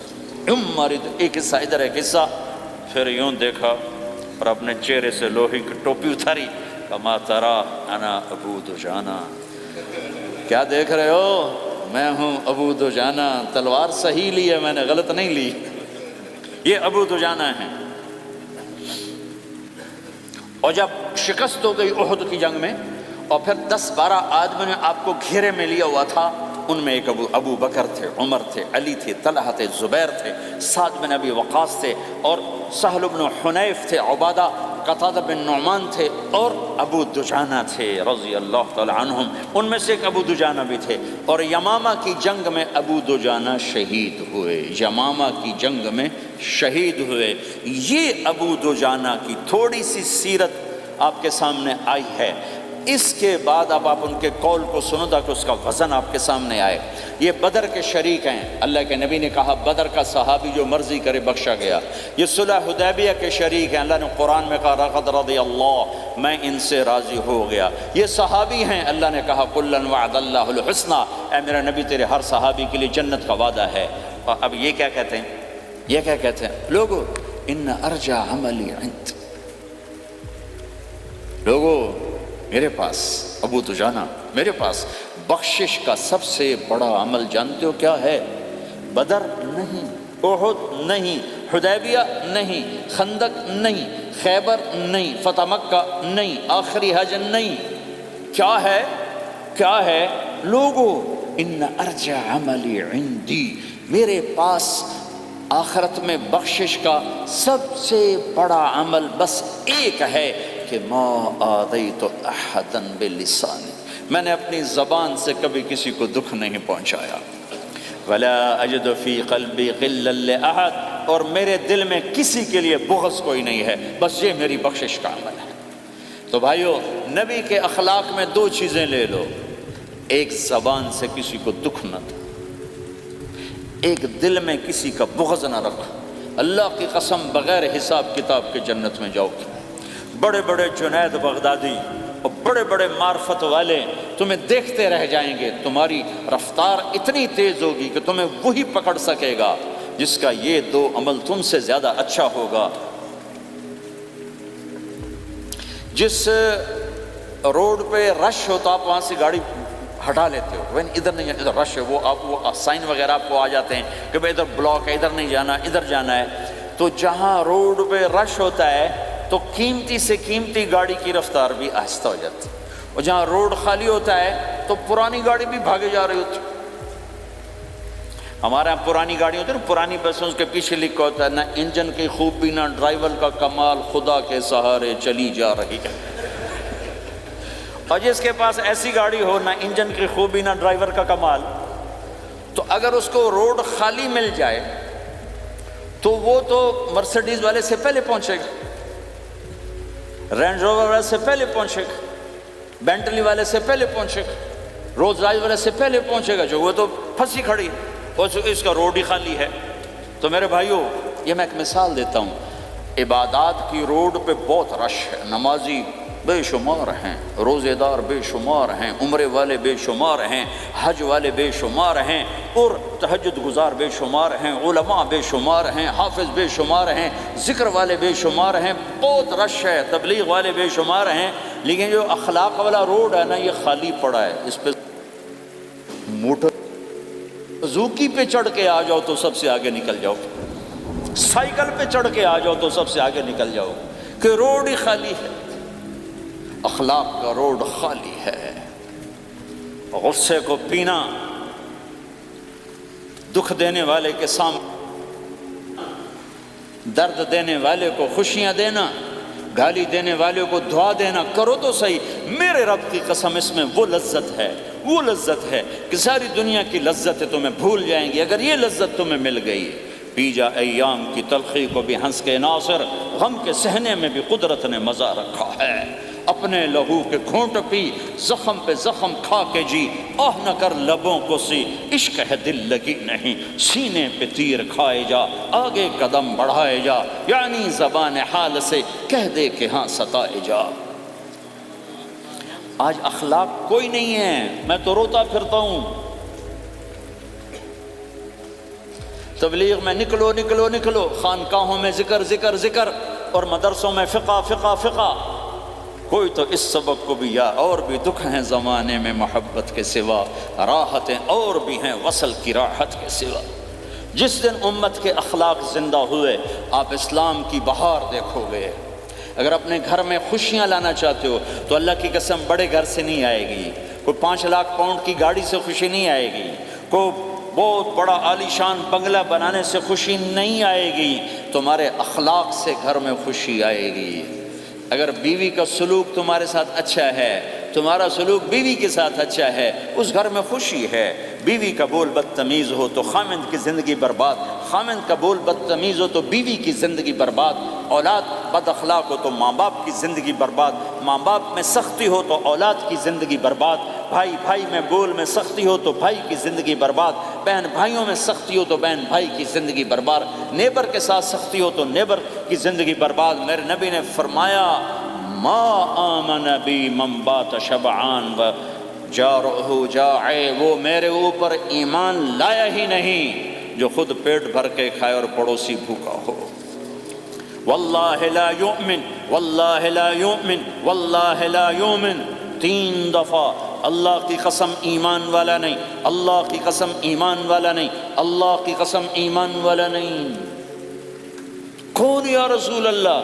الذی لا یأمن جارہ بوائقہ، جو پڑوسیوں کو تنگ کرے وہ ایمان والا نہیں ہے۔ میرے بھائیوں، یہ چیپٹر مٹ چکا ہے، کہیں نہیں دیکھنے کو ملتا ہے۔ ایسا نہیں کہ دنیا خالی ہو گئی ہے، لیکن 1 کروڑ میں 1 ملا تو کیا ملا، 1 کروڑ میں بھی 1 نہیں ملتا۔ میں بڑے لمبے سفر کر کے اس نتیجے پر پہنچا ہوں کہ 1 کروڑ مسلمان اکٹھے کروں، اس میں لاکھوں تہجد گزار ہوں گے، لاکھوں 5 وقت کے نمازی ہوں گے، اس میں لاکھوں عمرہ حج کرنے والے ہوں گے، اس میں لاکھوں علماء حفاظ ہوں گے، لیکن شاید اخلاق والا ایک بھی نہ۔ اپنی زندگی کو اگر سکھ دینا ہے، چیزوں کے پیچھے نہ دوڑو، اخلاق بناؤ۔ مقدر کی چیزیں ملیں گی، کمائیوں میں حلال لاؤ، حرام سے بچو، سچ پہ آؤ، جھوٹ سے بچو، دھوکہ نہ دو کسی کو، ورنہ زندگی ویران ہو جائے گی۔ ٹیکس بچانے کے لیے جھوٹ نہ بولو، ورنہ دل کالا ہو جائے گا۔ جھوٹ پیسے کی خاطر، لعنت ہے اس دولت پر، لعنت ہے اس ملک پر۔ ہے کیا مثالیں اس امت نے قائم کی ہیں، اچھوں سے برے، بروں سے اچھے ہمیشہ پیدا ہوتے چلے آئے۔ یزید فاسق، فاجر، ظالم، 3 بر اعظم کی حکومت چھوڑ کے مر رہا ہے،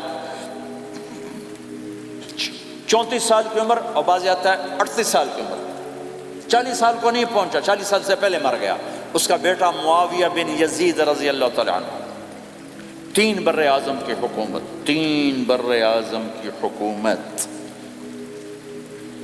40 دن حکومت کی، 40 دن۔ پھر اپنے سارے خاندان کو اکٹھا کیا اور کہا دیکھو لوگو، جس حکومت کے نیچے حسین کا خون گرا ہو، میں اس حکومت پہ لعنت بھیجتا ہوں۔ یہ ہے تمہاری حکومت، جس کو مرضی دے دو، مجھے نہیں چاہیے۔ 3 بر اعظم کی حکومت چھوڑ دی صرف 22 سال کی عمر میں، 22 سال کی بھرپور جوانی کی عمر میں حکومت کو لات مار دی، میں چند پاؤنڈ کے لیے سچ کو لات مار دوں، میں چند پاؤنڈ کے لیے انسانوں کو دھوکہ دوں؟ تو بھائیو سچ کے عادی بنو۔ بڑا عالی خلق ہے سچ بولنا، بڑے عالی اخلاق ہیں لوگوں کو نفع پہنچانا، لوگوں کے سامنے میٹھا بنو، کڑواہٹ اندر رکھو، مٹھاس تقسیم کرو، پوری دنیا میں دین زندہ ہوگا۔ اس نقل و حرکت، یہ دعوت کی نقل و حرکت، میں بولٹن میں آج سے 31 سال پہلے بھی آیا تھا، 20 آدمی نہیں اکٹھے کر سکے تھے ہم، سارے دن کے گشتوں کے بعد۔ ایک گرجا مسجد تھا اس وقت، تو ہم کو 50 آدمی اکٹھے نہیں کر سکے تھے، آئیے ہزاروں کا مجمع ہے، اس کے پیچھے پتہ نہیں کتنی محنتیں ہوئی ہیں، تب جا کر یہ رنگ بنا ہے، اس لیے کہ شکل بنی ہے، اس میں رنگ بھرنے کی ضرورت ہے، اور وہ ہے میرے نبی کے اخلاق، میرے نبی کی مبارک زندگی، جس میں درگزر، جس میں معاف کرنا، جس میں میٹھا بول، جس میں چھوٹا بن جانا اور دوسرے کو بڑا بنانا، جس میں سچ بولنا، جس میں دھوکے سے بچنا، یہ مسلمان کی شان ہے۔ تو ہمارے تو نوجوان یہاں کی لڑکیوں کو دھوکہ دیتے ہیں، پیپر بنانے کے لیے یہاں کی لڑکیوں سے شادی کرتے ہیں، ان کی زندگیاں برباد کر دیتے ہیں، اپنا ایمان خراب کرتے ہیں، ان کی زندگی خراب کرتے ہیں۔ مسلمان ہی دھوکے باز بن جائے تو لوگوں کو راہبری کون دے، راہبر کون بنے گا؟ تو میرے بھائیو، اللہ اس کے رسول کو ڈھونڈنے کے لیے یہ تبلیغ کی محنت ہے، در در پھرو، اور یہ دو باتیں بن جائیں، ایک ہماری عبادات ٹھیک ہو جائے، ایک ہمارے اخلاق ٹھیک ہو جائے، اس کو لے کر جب ہم پھریں گے تو اللہ کے فضل سے ایک لہر چلے گی جو دنیا کے ہر آخری کونے تک پہنچے گی، ہر گھر کو اللہ تعالیٰ توحید کے نور سے روشن کر دے گا۔ اس کے لیے ہم وقت مانگتے ہیں کہ یہ ایک زندگی ہے جو میرے 1.25 گھنٹے کی تقریر سے 1.5 گھنٹے کی تقریر سے قابو میں نہیں آئے گی، اس کو سیکھنے کے لیے وقت مانگتے ہیں۔ نکلو میرے بھائیو، اور آج تک جو اللہ پاک کے ساتھ، اللہ کے رسول کے ساتھ کوئی جنگ کی، اس سے صلح کر لو، کسی سے لڑے ہوئے ہو فوراً صلح کر لو، اس کو بھی منا لو، اس سے بھی مان جاؤ، کسی سے روٹھے نہ رہو، کسی سے قطع تعلق نہ کرو، سب سے سلام کرو، دل کو صاف رکھو۔ ابو دجانہ جیسی ہستی فرماتے ہیں کہ میری بخشش کا عمل یہ ہے کہ زبان سے دکھ نہیں دیا، دل میں بغض کوئی نہیں، اور وہ کہتے ہیں یہ میرا سب سے بڑا عمل ہے۔ یہ اپنے نبی کے اخلاق میں 2 باتیں لے لیں، اس زبان سے کسی کو دکھ نہ پہنچے، دل میں کتنا ہی لوگ ستائیں، بغض نہ رکھو، صاف کرو، دھو دو، اور فرائض میں نماز چھوٹے نہیں، اور پھر اس کو لے کر یہ امت پھرے، چونکہ اس امت کا کام بیٹھنا نہیں ہے، اس امت کا اجتماعی جرم ہے کہ انہوں نے اللہ کے دین کے لیے پھرنا چھوڑ دیا، اس امت کی اجتماعی خطا ہے کہ انہوں نے اللہ کے پیغام کو آگے پہنچانا اس کو اپنا کام نہ سمجھا، اس کے لیے پھرنا چھوڑ دیا تو اپنے بھی ہاتھوں سے نکل گئے، پرائے تو پہلے ہی پرائے تھے۔ تو میرے بھائیو، اس کے لیے نیت کرو، ارادے کرو۔ جو بھائی یہ تیار ہوں یہ دسمبر کے آخر تک، تو وہ کھڑے ہو کر ذرا اپنے ناموں کا اظہار فرما دیں، اور یہ جو چھٹیاں آ رہی یہ ساری چھٹیاں لگانے کے لیے جو نوجوان تیار ہوں وہ بھی کھڑے ہو کے اپنی شکلیں زیارت کروا دیں، اللہ بھی راضی ہو جائے، اللہ کا نبی بھی راضی ہو جائے، جلدی سے کھڑے ہو کر بتا دیں۔ فرمائیں جی۔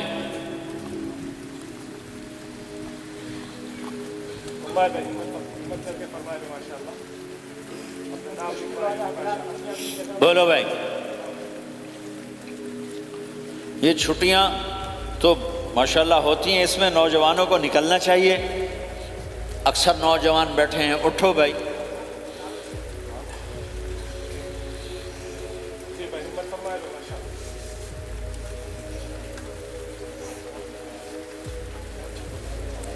جلدی فرمائیں بھائی، جلدی فرمائیں، ایسے نہیں ہوگا، پہلے 4 مہینے دینا پھر سنو گا۔ بیٹھ جاؤ، یہاں سوال نہیں کیا جاتا۔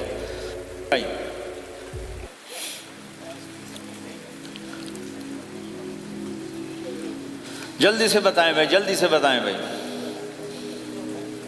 ان چھٹیوں میں کون نکلے گا اللہ کے راستے میں؟ ان چھٹیوں میں جو نوجوان تیار ہوں کھڑے ہو جائیں، ان چھٹیوں میں جو تیار ہیں چھٹیاں لگانے کے وہ کھڑے ہو جائیں، چھٹیاں اللہ کے راستے میں۔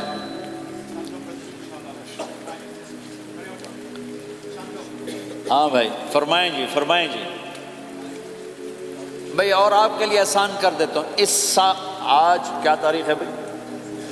22 نومبر، اگلے سال 22 نومبر تک اللہ زندگی رکھے، جو بھائی چلے 4 مہینے کے لیے تیار وہ کھڑے ہو جائیں، ایک سال کے اندر انشاءاللہ ہم جائیں گے، وہ بھائی کھڑے ہو جائیں، ایک سال کے اندر انشاءاللہ ہم نے جانا ہے، ترتیب بنانی ہے، وہ کھڑے ہو جائیں، زندگی میں جو کہیں گے ہم نکلیں گے وہ بھی کھڑے ہو جائیں۔ چلو سارے بیریئر ہٹا دیتا ہوں، لو بھائی سب کی تشکیل ہو گئی، بیٹھ جاؤ بھائی، ماشاءاللہ بیٹھ جاؤ بھائی، بیٹھ جاؤ بھائی، بیٹھ جاؤ۔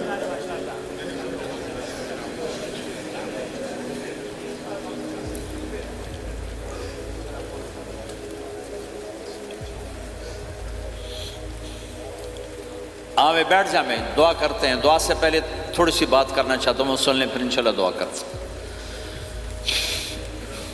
مسلمان کی زندگی چلتے پھرتے دعوت ہے، مسلمان کی زندگی چلتی پھرتی دعوت ہے۔ اگر اسلام ہماری زندگی میں ہو، عبادات ایسی چیزیں جو نظر نہیں آتی، اخلاق ایسے چیزیں جو چھپ نہیں سکتی۔ اخلاق ایک ایسی صفت ہے جس کو آپ چھپا نہیں سکتے، بد اخلاقی ایسی برائی ہے جس کو آپ چھپا نہیں سکتے۔ شراب تو چھپ سکتی ہے، اندر کمرے میں بیٹھ کے پی لے، روزہ چھپ سکتا ہے، نہیں رکھا کسی کو کیا خبر، نماز بھی چھپ جاتی، نہیں خبر پڑھی ہے کہ نہیں پڑھی، لیکن برے اخلاق بھی نہیں چھپتے اور اچھے اخلاق بھی نہیں چھپتے۔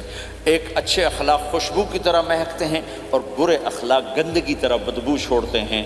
ہمارا معاشرہ اسلامی اس وقت بنے گا جب ہمارے اخلاق عالی ہوں گے، تو یہ نقل و حرکت اس کو طاقت پہنچائے گی۔ یہ گھر بیٹھنے سے چیز نہیں آئے گی بھائی، پھرنا پڑے گا، دھکے کھانے پڑیں گے، لیکن ان دھکوں میں بھی اللہ نے بڑی لذت رکھی ہے، بہت عجب نشہ ہے اس کا۔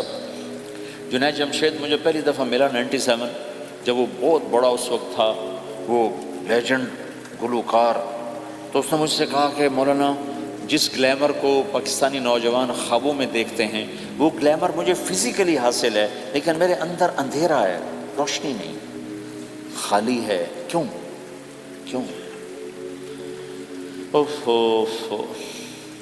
میں نے کہا تمہارے سیدھے گھٹنے میں درد ہو، تم الٹے گھٹنے میں دوا لگاؤ تو فائدہ ہوگا کہ نہیں؟ میں نے کہا اندھیرا تمہاری روح میں ہے اور تم روشن کر رہے ہو جسم کو، کبھی میوزک سے، کبھی کسی چیز سے، کبھی کسی چیز سے، تو عورت، شراب، میوزک، ان کا روح میں کوئی واسطہ ہی نہیں، یہ روح تک جاتی نہیں، ان کی پینیٹریشن جسم تک ہے اور جسم کو کنٹرول روح کرتی ہے۔ جب روح میں بھوک اٹھتی ہے تو وہ پریشانی میں کی شکل میں ظاہر ہوتی ہے۔ تم اللہ سے تعلق بنا لو، یہ سب کچھ ٹھیک ہو جائے گا۔ پھر جب اس نے 3 چیلے شروع کیے تو اس کا مجھے فون آیا، ہمارا ایک شہر ہے چھوٹا سا، زلزلے میں ختم ہو گیا تھا، بالاکوٹ، تو اس کا مجھے وہاں سے فون آیا کہ مولانا میں ایک پرانی مسجد میں ایک پھٹی ہوئی چٹائی پر لیٹا ہوا ہوں، اور جس سکون کو میں 5 سٹارز ہوٹل میں دیکھتا تھا، ڈھونڈتا تھا، وہ آج مجھے یہاں مل چکا ہے، اور مجھے یوں لگتا ہے میں ہوا میں اڑ جاؤں گا، میں ہوا میں اڑ جاؤں گا۔ کیا ہوا کہ اللہ سے تعلق بنا اور روح میں سکون آ گیا، ٹھنڈک آ گئی۔ تو ایک گناہوں سے بچنا اور ایک فرائض کو پورا کرنا، ایک اپنے اخلاق کو ٹھیک کرنا، یہ چند ایک کام ہیں جو کر لے گا اللہ اسے آباد کر دے گا۔ جہاں ہو نماز نہ چھوٹے، رمضان آ جائے روزے نہ چھوٹے، زکوٰۃ فرض ہو جائے خوشی سے ادا کریں، اپنی کمائیوں کو حلال پہ لائیں، غلط کاغذات سے، غلط پیپر سے، غلط ہیرا پھیری سے پیسہ نہ بنائیں، یہ پیسہ تباہی کے سوا کچھ نہیں لاتا۔ اپنی حلال کمائی کرو، کہ میرے نبی کا فرمان ہے جو صبح سے شام تک حلال کمانے میں تھکتا ہے اس کے اس دن کے سارے گناہ معاف ہو جاتے۔ سعد بن معاذ بیٹھے تھے، ان کے ہاتھوں پر اللہ کے نبی کی نظر پڑی تو ہاتھ بڑے سخت تھے، تو ہم نے کہا سعد تیرے ہاتھ اتنے سخت کیوں ہیں؟ کہا جی میں اپنے باغ میں خود کام کرتا ہوں، اس سے یہ سخت ہو گئے۔ تو آپ نے سعد کا ہاتھ پکڑا اور ایسے چوما اور کہا اپنے بچوں کو حلال کھلانے میں بچوں کو حلال کھلانے میں جو ہاتھ ایسا ہو جائے گا اس پہ جہنم کی آگ حرام ہو جائے گی۔ کہ بھائیو حلال، جھوٹ نہ داخل کرو۔ چاہے کتنے بڑے مفتی فتویٰ دیں کہ ٹیکس بچانے کے لیے جھوٹ بولنا جائز ہے، میں کہتا ہوں نہیں نہیں نہیں نہیں نہیں نہیں نہیں، سچ سچ سچ۔ دو سودے ہیں، ایک طرف چند سو پاؤنڈ ہیں، ایک طرف سچ ہے، جس کو لینا ہے لے لو۔ سچ کو لوگے تو اللہ کے قدموں میں چلے جاؤ گے، اللہ کے حبیب کی چھاؤں میں چلے جاؤ گے، اللہ کی چھاؤں میں چلے جاؤ گے۔ جھوٹ، ہاں صرف جھوٹ بولنا جائز ہے، دو بھائی لڑ پڑے ان میں صلح کرانے کے لیے جھوٹ بولنا جائز ہے۔ میاں بیوی لڑ پڑیں تو بیوی کو منانے کے لیے خامند جھوٹ بول سکتا ہے، خامند کو منانے کے لیے بیوی جھوٹ بول سکتی ہے۔ اس کے علاوہ جھوٹ نہیں ہے، سچ کے ساتھی بنو۔ اللہ کی قسم وہاں سے رزق آئے گا جہاں سے وہم و گمان بھی نہیں۔ پھر آپ اس حکومت کو دھوکہ دیتے ہو جو آپ کی ہمدرد۔ ہماری حکومتیں تو خود بھی چور ہیں تو ان کو چور پڑے ہوئے، چوروں کو چور پڑے ہوئے۔ تمہاری حکومتیں تو چور نہیں ہیں، تو تم پہ خرچ کرتے ہیں۔ ان سے بینیفٹ لینا ہو تو پیچھے پیچھے ہو، ان کو ٹیکس دینا ہو تو کہتے ہو کدھر لکھا ہے شریعت میں ٹیکس دینا جائز ہے؟ کہاں لکھا ہوگا؟ آگے مفتی بھی بیٹھے ہوئے فتوے دینے کے لیے۔ جب ان سے نفع اٹھاتے ہو تو ان کو نفع پہنچاؤ، ان سے سہولتیں لیتے ہو ان کو سہولت پہنچاؤ۔ یہ تمہارے خرچ کرنے میں دیانتدار ہیں، ان کے ساتھ بددیانتی نہ کرو۔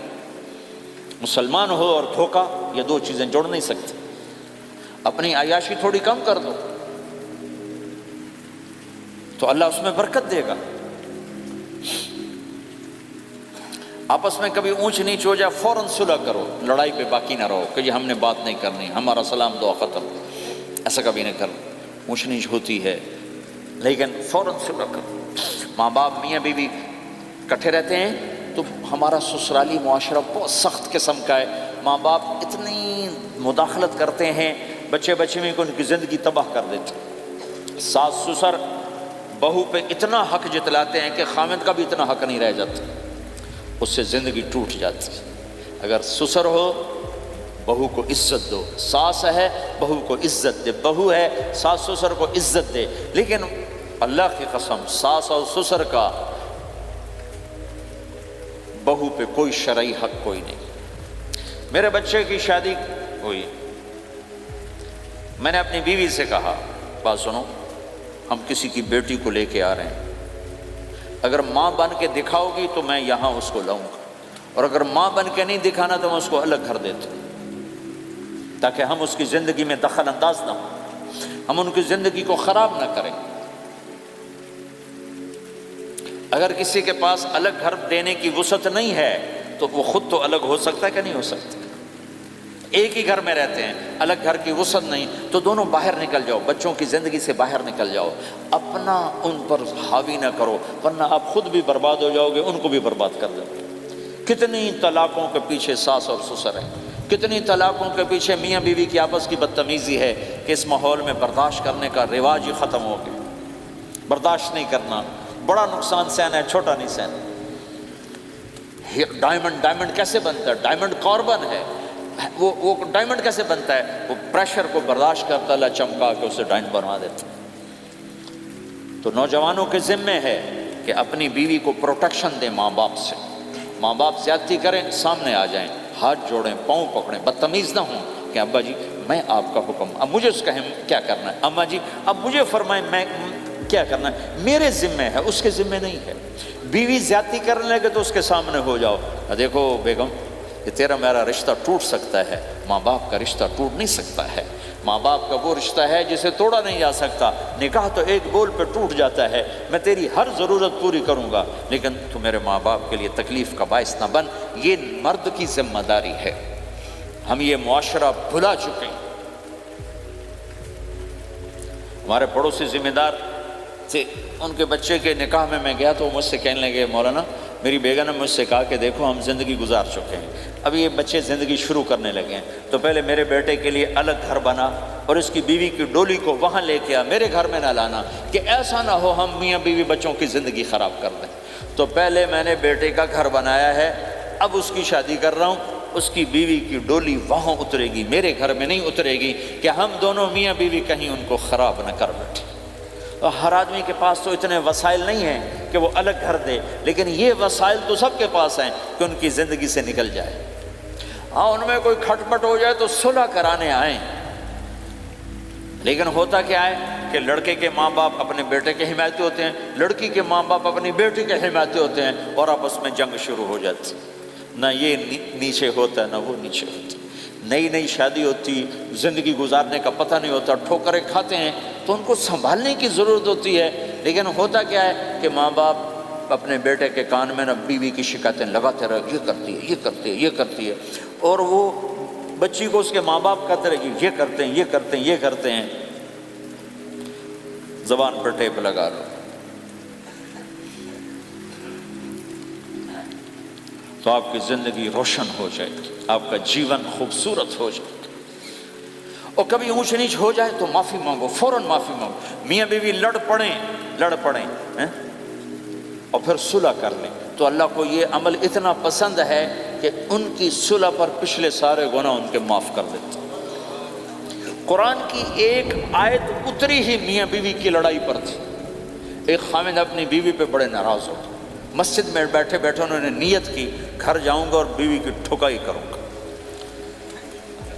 یہ انہوں نے نیت کی ہے، مسجد میں بیٹھے بیٹھے نیت کی گھر جاؤں گا، میں انہوں چنگا لتر پھیرنا ہے۔ میرے اللہ تو آسمان زمین اللہ کے لیے تو سب برابر ہے دیکھنا۔ تو اللہ پاک نے اسی وقت قرآن اتارا، اسی وقت، یا ایھا الذین آمنوا ان من ازواجکم واولادکم عدوا لکم فاحذروہم۔ اے ایمان والو، بیوی بچے اولاد، عدوکم نہیں کہا، عدو لکم، بیچ میں لام لائے ہیں، یہ بتانے کے لیے کہ عدو اصلی معنی میں نہیں ہے، یہ اس معنی میں ہے کہ اے ایمان والو، تمہارا بیوی بچوں کے ساتھ ٹھائیا ہو سکتا ہے، کھٹ پٹ ہو سکتی ہے، جھگڑا چھوٹا موٹا ہو سکتا ہے، کیا کرنا ہے؟ فاحذروہم، اس سے بچنا ہے، بڑھانا نہیں، بچنا ہے۔ کیسے بچنا ہے؟ ان تعفو، اس جھگڑے کو بڑھانا نہیں، مٹانا ہے۔ وتصفحوا، اس کا اثر دل سے مٹانا ہے۔ وتغفروا، پھر دوسرے کو معاف کرنا ہے۔ یہ تین کام میاں بیوی کرو، اگلا میں کروں گا، فإن اللہ غفور الرحیم، تمہارے پچھلے میں سارے معاف کر دوں۔ تو اگر اس مجمع میں کوئی بیوی سے لڑا بیٹھا ہے تو جاتے جا کے صلح کر، کوئی ماں باپ سے لڑا بیٹھا ہے تو جاتے جا کے صلح کر، کوئی ماں باپ بچوں سے ناراض ہیں، جا کے خود مان جائیں۔ اس ماحول میں بچوں کو پیار سے لے کے چلنے کی ضرورت ہے۔ میرے نبی کی زندگی محبت کا شاہکار ہے، ساری زندگی کسی کو ڈانٹا نہیں، ساری زندگی کسی کو ڈانٹا نہیں، اپنی وجہ سے، اپنی وجہ سے کسی پہ ہاتھ نہیں اٹھایا، اپنی وجہ سے۔ حسن فرماتے میں نے 10 سال اللہ کے نبی کی خدمت کی، ایک دفعہ نہیں کہا یہ کیوں کیا، ایک دفعہ نہیں کہا یہ کیوں نہیں کیا۔ تو بھائیو، یہ خوبصورت زندگی ہے۔ آپ کے ہاں تو خادم نہیں ہوتے، سارا گھرانہ ہی خادم ہوتا ہے۔ تو میں پاکستان میں ہوں تو میں اگلا چیپٹر بیان کرتا ہوں کہ نوکروں کے ساتھ بھی اچھا سلوک کرو۔ وہ یہاں ہے ہی نہیں، تو آپ پہ ہی بانڈے مانجنے، آپ پہ ہی ٹوائلٹ صاف کرنا ہے، آپ پہ ہی گڈی صاف کرنی، ڈرائیور بھی آپ پہ تھے، مالک بھی آپ پہ، پٹرول بھی آپ پہ پاؤ بھائی، چنگا انگلینڈ ہے، پٹرول بھی آپ پہ پاؤ، ہوا بھی آپ پہ بھرو۔ 2.5 لاکھ کی گاڑی یا ڈرائیور آپ پہ، ہماری 2.5 لاکھ پاؤنڈ کی، ہماری 2.5 لاکھ کی سزوکی ہوتی ہے، ہمارا نوکر بیٹھا گاڑی چلا رہا تھا۔ نوکر تو اللہ کی بڑی نعمت ہے، تم اس سے محروم ہو۔ کچھ اس کے فائدے بھی ہیں، کچھ نقصان بھی ہیں، لیکن فائدے زیادہ ہیں۔ ہمارے بچے اتنے سست ہو جاتے ہیں کہ پانی کا گلاس کہو تو اٹھ کے ہی نہیں دیتے، وہ آگے نوکر کو بلاتے۔ میری اپنی، میرے ابا جی مجھے کوئی کام کہتے، پتر جا میں نا انہوں صد کیا، تو میں باہر جا ابا جی آنگا انہوں صد کیا، میں خود نہیں جاتا، ایسی سستی پڑ جاتی۔ یعنی تمہیں اپنی حماقت سے بتا رہا ہوں، سردی میں لیٹا ہوا تھا تو میری رضائی گر گئی، تو میں نے باہر سے نوکر بلایا، میں کہا بشیرہ او جی اور آمینہ رضائی میرے اتے پا، تو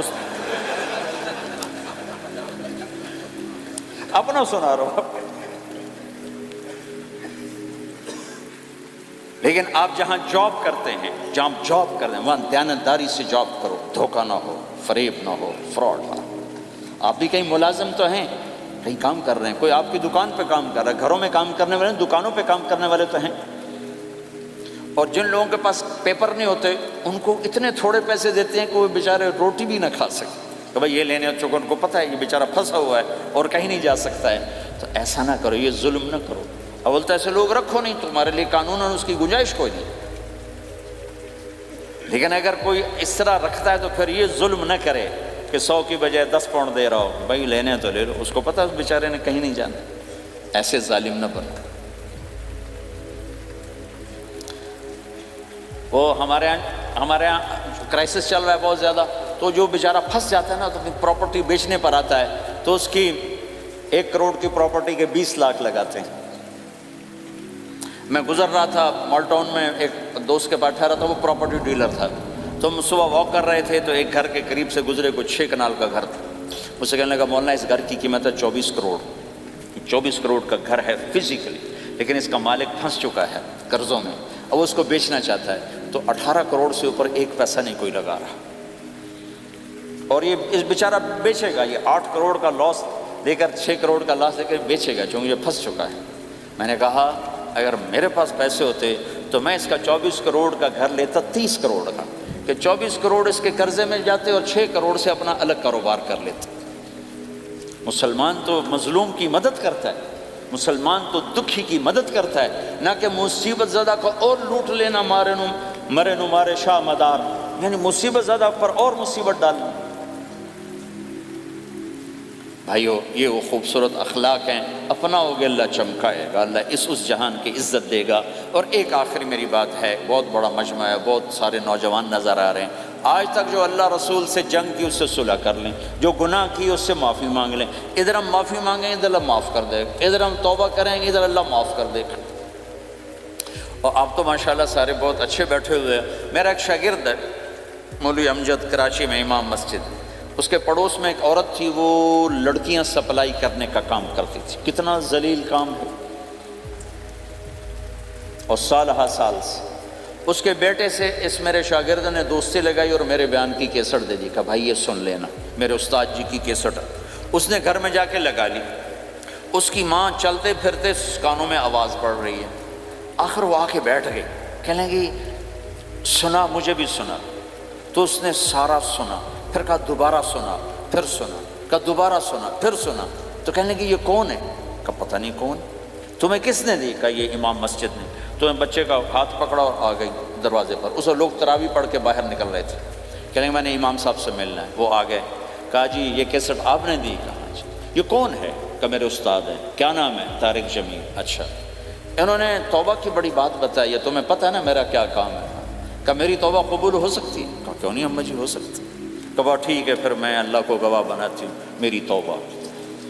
اور اس نے مسجد میں آنا شروع کر دیا تراویح میں، 5واں روزہ ہے، اور دعا مانگتی ہے اللہ اگر میری توبہ قبول ہے تو مجھے اپنے پاس بلا لے، یا اللہ اگر میری توبہ قبول ہے تو مجھے اپنے پاس بلا لے۔ 29ویں روزے سجدے کی حالت میں اللہ نے اٹھا لیا۔ ساری زندگی کام کیا؟ لڑکیوں کی سپلائی، اتنا بدترین کام، اور موت آئی رابعہ بصری جیسی۔ یہ ہے توبہ کا کمال، کہ اللہ کی رحمت سے کبھی نا امید نہیں ہونا چاہیے۔ اللہ کوئی تھانے دار نہیں ہے کہ اس نے چھتر پھیرنا ہے، اللہ کریم ہے، مہربان ہے، ہمارا دوست ہے، ہمارا رب ہے۔ تو جب کبھی خطا ہو فوراً توبہ کرو، فوراً توبہ کرو، انشاءاللہ ایک دن آئے گا کہ اللہ ہمیں اپنی توبہ پہ پکا کر دے گا۔ تو یہ نیت تو کرو سارے جتنے بیٹھے ہو، بوڑھے جوان، کہ پچھلے پر ہم توبہ کرتے ہو نیت، کہو یا اللہ میری توبہ، پھر کہو یا اللہ میری توبہ، پھر کہو یا اللہ میری توبہ۔ اگر یہ آپ نے سچے دل سے کہا ہے تو آپ کو مبارک ہو، آپ کے سب گناہ معاف ہو گئے، سارے معاف ہو گئے۔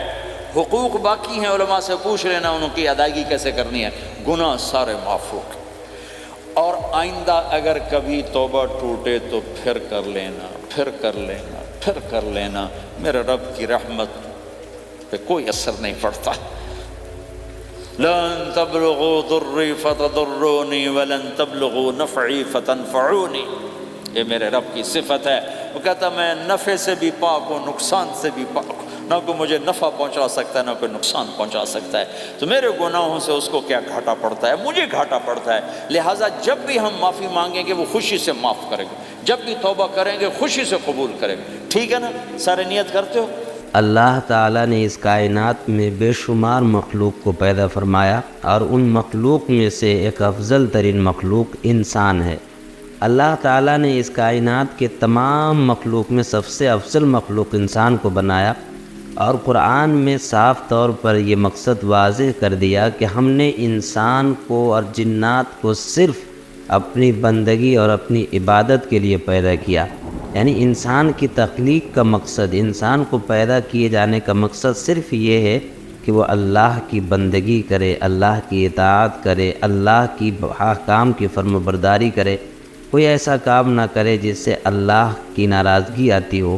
یعنی انسان کی زندگی کا مقصد اس پروردگار کی رضامندی ہونی چاہیے جس پروردگار نے اسے ایک مکمل انسان بنایا۔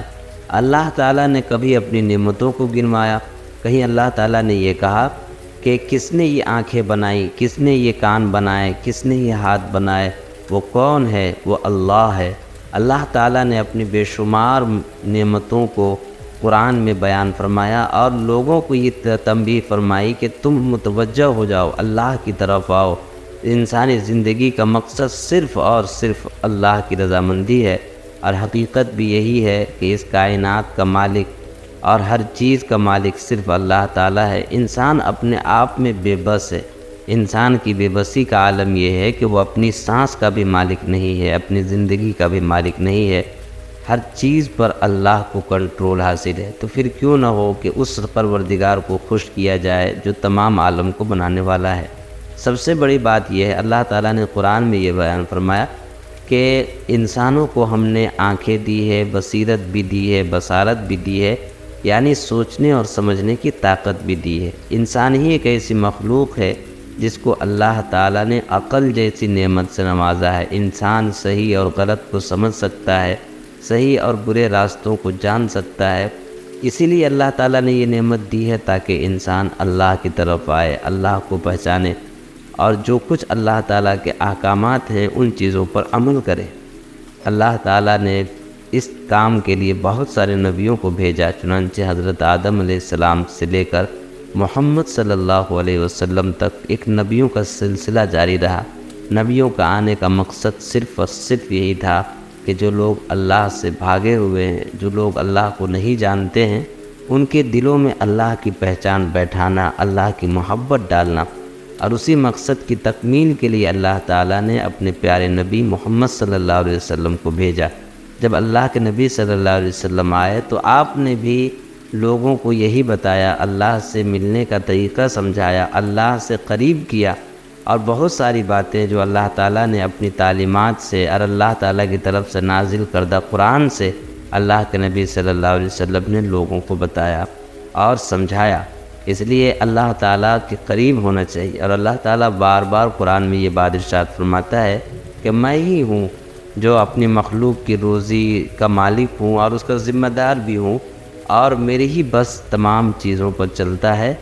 اور اللہ تعالیٰ یہ بھی بیان فرماتے ہیں کہ بڑا غفور الرحیم ہوں، اگر کسی سے کوئی خطا ہو جائے تو اس سے شرمندہ نہ ہو، بلکہ اللہ تعالیٰ کے حضور توبہ کرے، میں بڑا بخشنے والا ہوں، میں بڑا معاف کرنے والا ہوں۔ اللہ تعالیٰ اپنی صفت کو قرآن میں کئی جگہ بیان کرتے ہیں، اس لیے اگر کسی سے گناہ بھی ہو تو پھر وہ اللہ کی طرف رجوع کرنا چاہیے۔